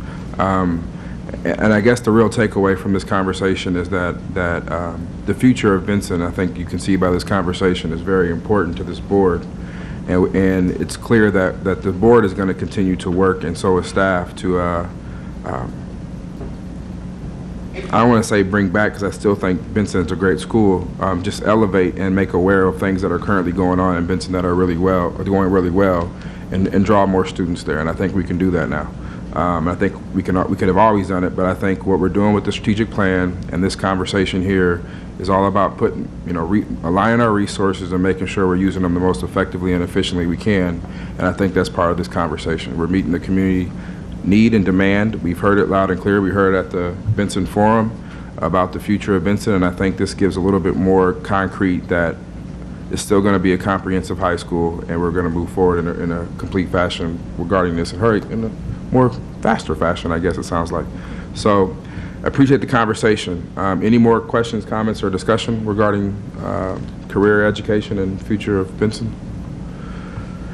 Hearing none, we'll move on to student assignment plan. Now, this is even going to be more interesting.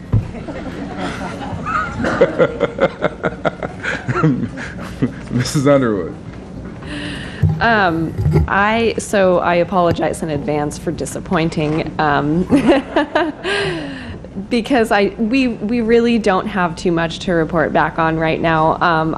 The committee just wanted the board to know that we met again after about a 2-month hiatus. We did the board update at the end of July and had I thought, a really robust sort of full board discussion on that, and then took a little break to focus on the bond. So we're starting to meet again. One of the things that I did want to publicly mention is that the original tentative schedule that was presented to the board was to have community input this fall, and that's likely going to push to next spring, and therefore the vote on the student assignment plan would push to the spring as well. So I just wanted to say that publicly. We are working on putting together sort of a communication and public input plan to make sure that we feel like we've covered all of our bases from that perspective. And other than that, we're just going to keep working away. Research has been focusing on this as well. And so we'll probably meet again in a couple weeks, and we'll continue to report back. So if anyone else from the committee has anything else to add, go right ahead, or if the board has questions, just let us know. Any questions, comments, concerns? Mr. Scanlon. Why exactly are we pushing it back again from the fall to the spring? What's the driving factor in that? Yeah, during the July full board discussion, we talked about sort of extending the community input because we could, essentially. We didn't need to have, if we're implementing in 2016, we did not need to have a vote in December of 2014. So the thought was that we would extend that out into the spring. Basically, since we took a 2-month hiatus to focus on the bond as well, we feel like we need to kind of work through some things before we're ready to go out to the public. We're just not quite there yet. And the good news is that we don't need to be there yet since we're not implementing until 2016. So this delay would not impact the implementation date? Matt Ray, correct me if I'm wrong, but no. No. Okay, I just wanted the public to make sure, understand, and the board to understand that. Any comments, questions, or concerns? I'm a little concerned about the spring, because spring break, graduation, people get back in school, but it's not nothing that I'll lose sleep over. But I think, no, I take that back. Now I'm thinking about after the election, this is what happens when you think out loud and talk at the same time. People are probably tired of getting phone call surveys and going to community forums, so spring might be better. So never mind, that's why I talked the whole time. Ms. Williams. Well, and you're right, spring is going to be better. I think we are going to be able to have more communication and really bring in even folks that we can rely on to bring us extra information from outside. I mean, research does a phenomenal job, but as we're talking about all of our students and being able to have parent input and all of those extra things that I myself, the surveys are great, but it's always nice to hear from parents, and it's always nice to hear their direct input and how this is going to affect families now and future. And they could also bring us some information that we maybe not have thought of. And so I think the more strategic we are in getting these forums prepared for the community, I think the better off we'll be, and it will help streamline our process a lot faster. And I think when we say spring, we're just thinking that December is not a good time to have community forums because people have a lot of things going on. So January and February is really the piece of the community forums and getting everybody engaged. So spring doesn't mean April and May. Thanks for clarifying that. Any other comments? Seeing none, moving on to action item 12A, approval of Douglas County School District 0001 2014-2015 budgets which do not require a tax levy. I'll entertain a motion to approve. You can say as before us. I move to adopt the resolution before us to approve the 2014-15 Douglas County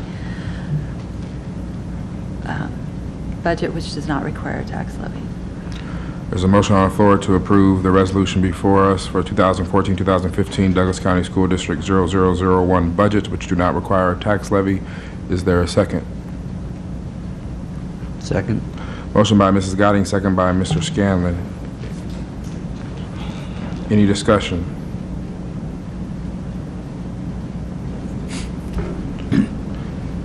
Seeing none, roll call, please. Gotting. Aye. America. Aye. Scanlon. Aye. Snow. Aye. Underwood. Aye. Vargas. Aye. Wayne. Aye. Williams. Aye. Fay. Aye. 9-9. Motion carries. Moving on to I2B, approval of Douglas County School District 0001 2014-2015 budgets which require a tax levy excluding general fund. I'll entertain a motion at this time. I move to adopt the resolution before us to approve the 2014-15 Douglas County School District 0001 budgets which require a tax levy excluding the general fund as follows: bond fund $61,035,775, special building fund $22,500,000, and qualified capital purposes undertaking fund $6,079,440. There's a motion on the floor to approve the resolution to approve the 2014-2015 Douglas County School District 0001 budgets which require a tax levy excluding the general funds. Is there a second? Second. Motion by Mrs. Gotting, second by Mrs. Underwood. Any discussion? Mr. Scanlon. Can somebody tell me what the amount for the tax levy is going to be, or? Mr. Job, do you have that information in front of you?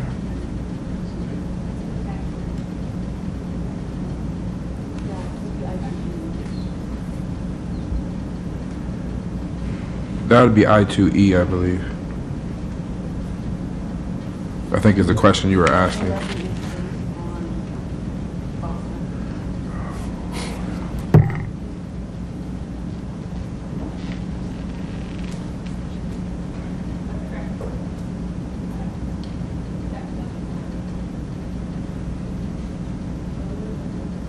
For the tax levy you're asking for is I2E.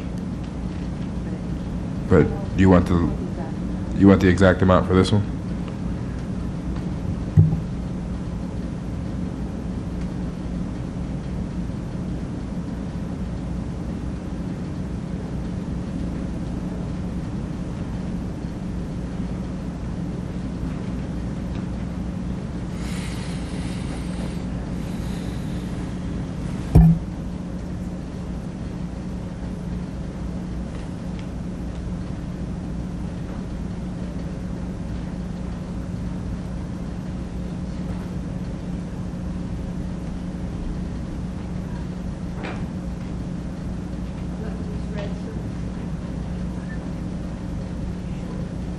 Okay, the tax levy for which one, sir? Tax levy for 12B. For the qualified capital purpose bond is $4,641,782.27. And for the bond fund is $20,051,072.51. We are. Could I ask a question? Ms. America. Ms. Chan, are you, I guess to clarify, because I'm pulling up the stuff from our budget hearing that we had a couple weeks ago, are you looking for our total budget levy, or are you wanting broke down by this part of the levy is going towards QC Puff, this part is going towards bond, or just the total? Just the total. Okay. Give me 5 seconds. I have to get back to that page. Oh. I have You that. looked at the total of $48,100,702.85. No, we're asking the, Ours, The percentage? the .24832, is that what you're looking for? Okay, .24832, and that'll be our total tax levy. the total. Thank you. Any other questions? Roll call. America. Aye. Scanlon. Aye. Snow. Aye. Underwood. Aye. Vargas. Aye. Wayne. Aye. Williams. Aye. Fay. Aye. Goding. Aye. 9-9. Motion carries. Moving on to I2C, approval of 2014-2015 general fund budget, Douglas County School District 0001. I'll entertain a motion at this time. I move to adopt the resolution before us to approve the 2014-2015 Douglas County School District 0001 General Fund local budget in the amount of $536,187,024 and a reimbursable grant budget in the amount of $82,869,103 for a total general fund budget of $619,056,127. Motion on the floor to approve 2014-2015 general fund budget for Douglas County School District 0001 in front of us. Is there a second? Second. Motion by Mrs. Goding, second by Mrs. Williams. Any discussion? Seeing none, roll call, please. Scanlon. Aye. Snow. Aye. Underwood. Aye. Vargas. Aye. Wayne. Aye. Williams. Aye. Fay. Aye. Goding. Aye. America. Aye. 9-9. Motion carries. Moving on to I2D, approval of 2014-2015 budget for Educational Service Unit number 19. I'll entertain a motion to approve that. I move to adopt the resolution before us to approve the 2014-15 ESU number 19 budget of $20,115,765. There's a motion to approve 2014-2015 ESU number 19 budget that is before us. Is there a second? Second. Motion by Mrs. Goding, second by Ms. Williams. Any discussion? Seeing none, roll call, please. Snow. Aye. Underwood. Aye. Vargas. Aye. Wayne. Aye. Williams. Aye. Fay. Aye. Goding. Aye. America. Aye. Scanlon. Aye. 9-9. Motion carries. Moving on to I2E, approval of 2014-2015 property tax request, Douglas County School District 0001. I'll entertain a motion to approve.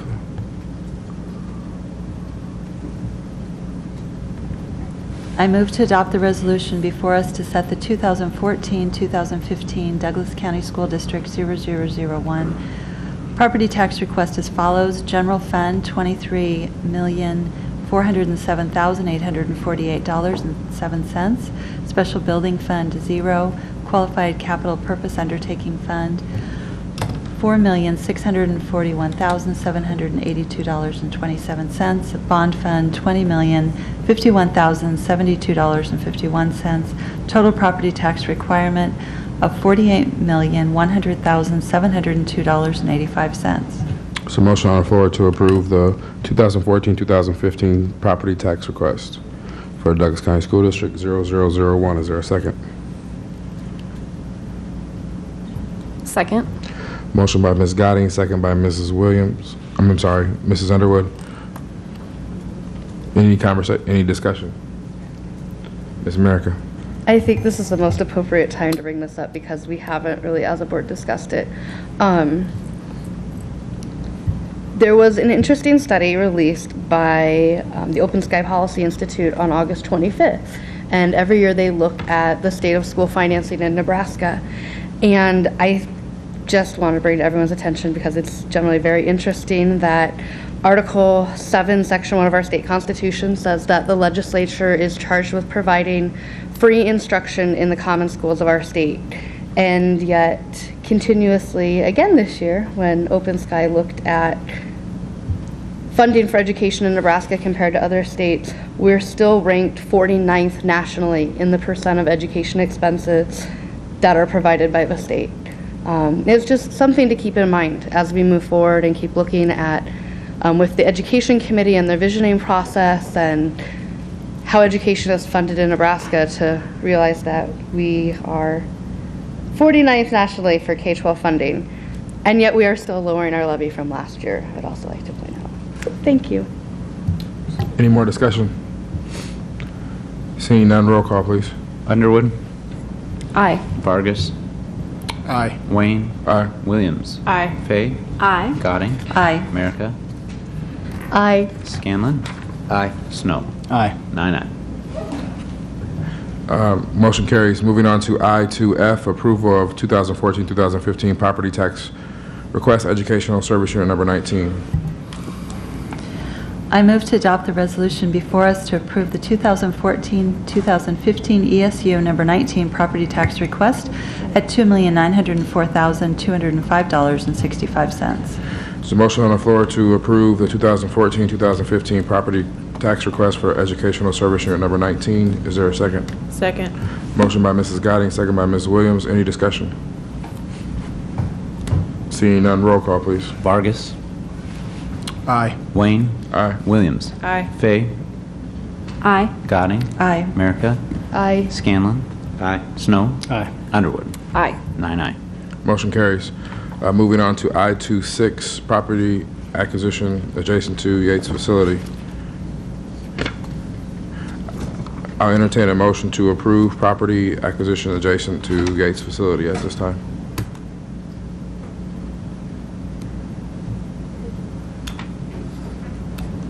So move. There's a motion on the floor. Second. Motion on the floor, motion by Mr. Snow, second by Ms. Fay to approve property acquisition of adjacent to Yates facility. Any discussion? Any discussion? Dr. Turnquist, could you explain this a little bit to us? Thank you. Yes, this is a property acquisition potentially for the Yates facility. It was an opportunity that it would have been unwise to pass up. Thank you. Any other discussion? Seeing none, roll call, please. Wayne. Aye. Williams. Aye. Fay. Aye. Gadding. Aye. America. Aye. Scanlon. Aye. Snow. Aye. Underwood. Aye. Vargas. Aye. 9-9. Motion carries. There's a receipt of reports for learning community closed session.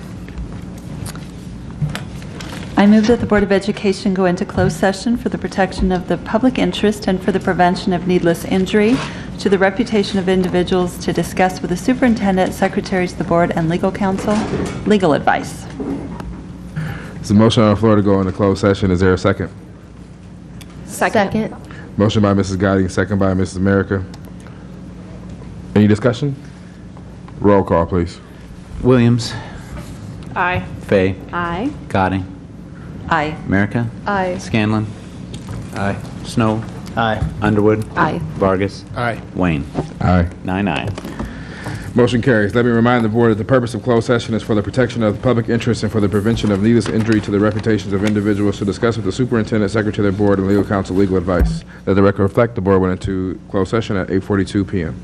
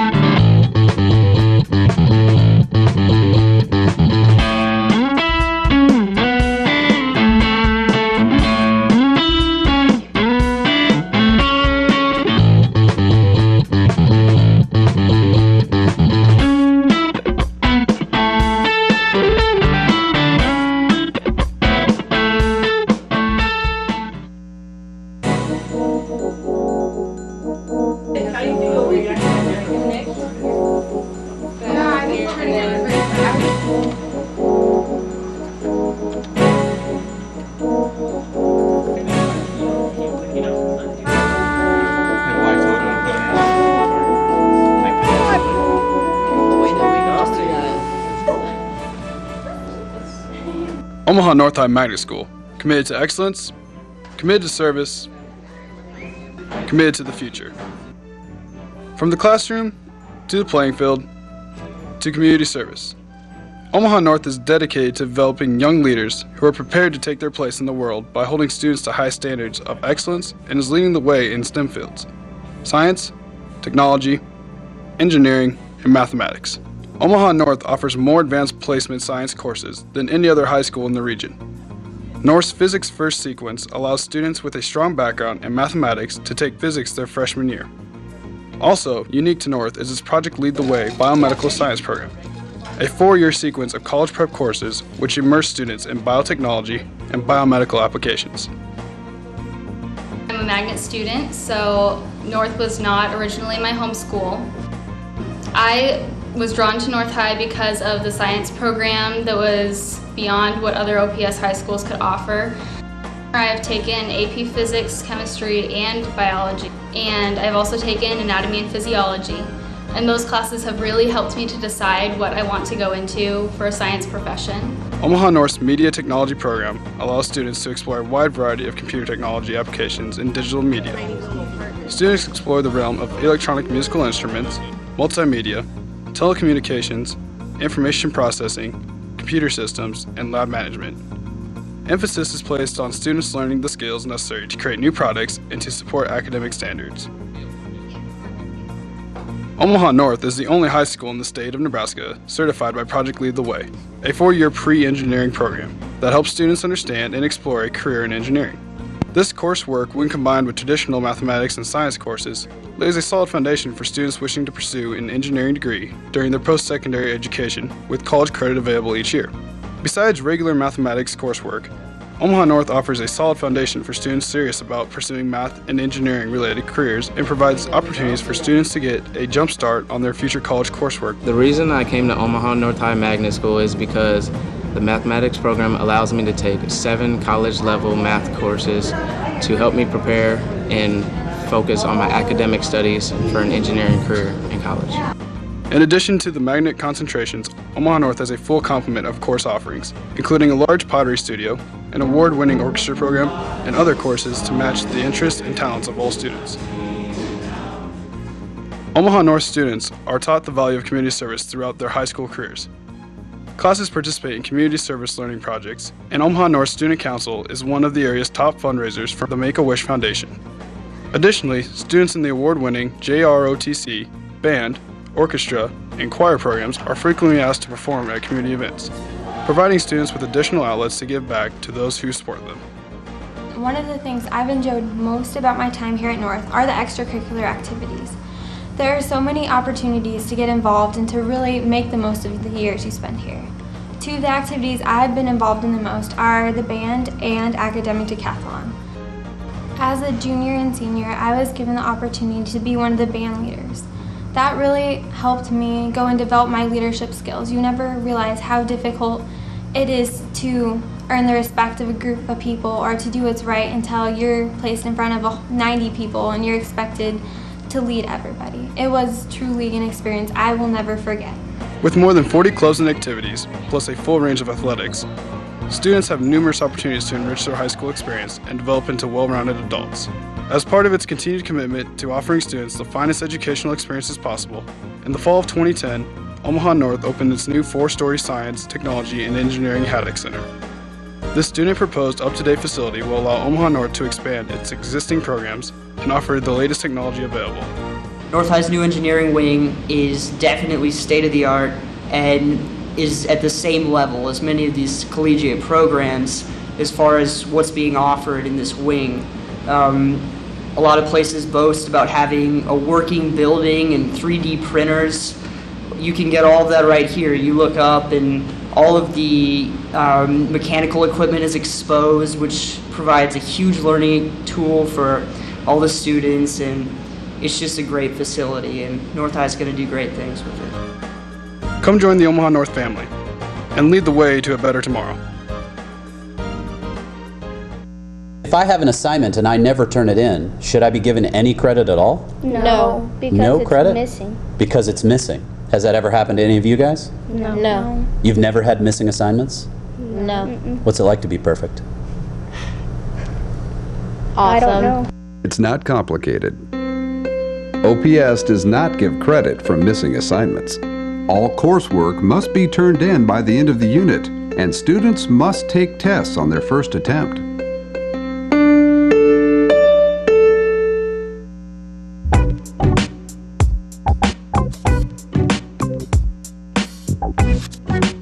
Are group grades fair or not fair?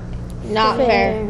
So if you two are in the same group and you do all the work and you don't, or vice versa, and we get an A, then you both get the same A. Do you think that's fair? No. No. Why is that not fair?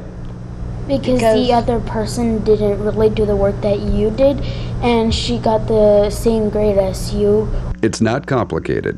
OPS teachers should not give group grades. Work done in groups will be assessed individually.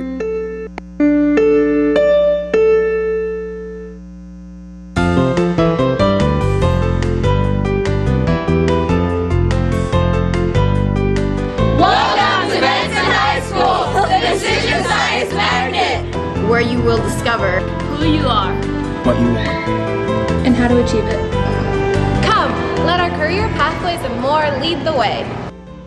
As a freshman at Benson High Magnet, you'll discover answers to those questions during Benson's Introductory Magnet course, Goals and Pathways for Success, which will help you create a personal profile, understand the cost of a desired lifestyle, learn to make good decisions, set goals, and develop a 10-year career plan. Additionally, you'll be introduced to Benson's Career Academies and the Decision Science Protocol that is utilized throughout the school's curriculum and during advanced research seminars. Sophomores advance their interdisciplinary skills so they can successfully participate in project-based learning. Instruction is centered on research and communication skills, project management, application of technology, and use of multimedia tools for presentations. During Honors Magnet seminars, which are courses available only at Benson, sophomores, juniors, and seniors will explore topics of interest to them related to arts, media and culture, civic design, invention, universal perspectives, and Socratic seminars. Career Academy programs offered to students at Benson include comprehensive studies, arts and design, business and communication, and health and wellness. Benson's Career Choice class, Goals and Pathways for Success, which provides a foundation for the academies, received a bronze medal for successfully implementing its program. For ambitious students who would like to jumpstart their post-secondary education and/or careers, Benson's partnership with Metro Community College, UNMC, and Omaha's Henry Dorley Zoo will offer you opportunities to expand your knowledge, earn college credit, and gain valuable work experience. Benson's Comprehensive Studies Academy is a traditional high school model. Students accepted in this program select elective courses based upon their specific goals and interests. Within the Business and Communication Academy, students explore courses in journalism, business, including accounting and marketing, pre-law, and world languages. Students develop professional skills they'll need for success in an ever-changing world. Creative and artistic students shine in the Arts and Design Academy with a variety of innovative opportunities to express themselves in the industrial, performing, graphic, and fine arts. Students can enroll in 4-year programs in computer graphic design, pottery, materials and processing, and engineering technology. The Health and Wellness Academy prepares students for careers in medicine, nutrition, military science, and other health-related fields. Students in this academy will have unique opportunities to explore the professions through community partnerships with businesses, including the University of Nebraska Medical Center and Omaha's Henry Dorley Zoo. Benson's annual Career College Day helps students learn more about a career field of their choice. Academic expectations are high at Benson High Magnet. Whether a student plans to pursue a post-secondary education or a career, our staff makes certain Benson students are ready to meet the challenges of the 21st century and beyond. If you're into athletics, Benson offers a full complement of athletic sports that are sure to appeal to every individual interest. For students who are musically inclined, Benson's Jazz Band, Concert Band, and Orchestra offer students an opportunity to exhibit their talents and show their bunny pride. Treble choir, mixed chorus, concert choir, and chamber ensemble perform at events across the city. Benson offers clubs and activities that will help you grow, make friends, and have a well-rounded high school experience. If you're looking for a school where you can have fun, grow, prepare for the college of your choice, contribute in meaningful ways to your community, and be successful, then Benson High Decision Science and Career Academy Magnet is the place for you. Come, let our career pathways and more lead the way. Come, be a Benson Bunny!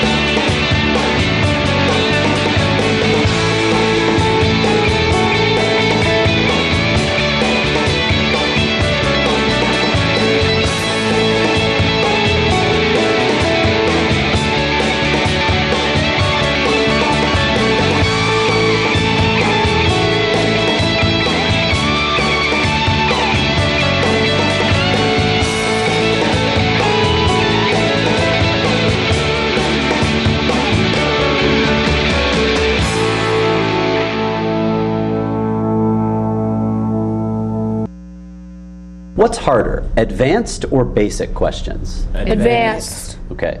So, an advanced question. Can somebody give me an example of an advanced question? I think an advanced question is, you know, when they ask why, or if they put in how could you apply this certain thing in your life, you have to think about, okay, I know the concept of it, but now how can I apply it in my everyday life? It's not complicated. Leveled assessments ensure rigor. Homework, is it important? Yes! Why is homework important? To get a good grade. To get a good grade? To get smarter. How does homework get you smarter? Well, even though it's hard, the more you struggle, the more you learn. That's what our teacher says. That's what your teacher says? Mm-hmm. She sounds pretty smart. Ah, you do not know. It's not complicated. Homework does count, and it can be either summative or formative assessments.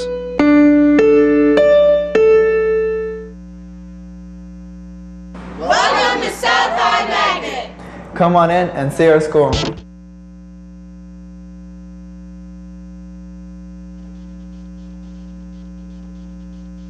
Hey, we're on. Let the record reflect the board came out of closed session at 8:59 p.m. Let the record reflect the meeting is adjourned at 8:59 p.m.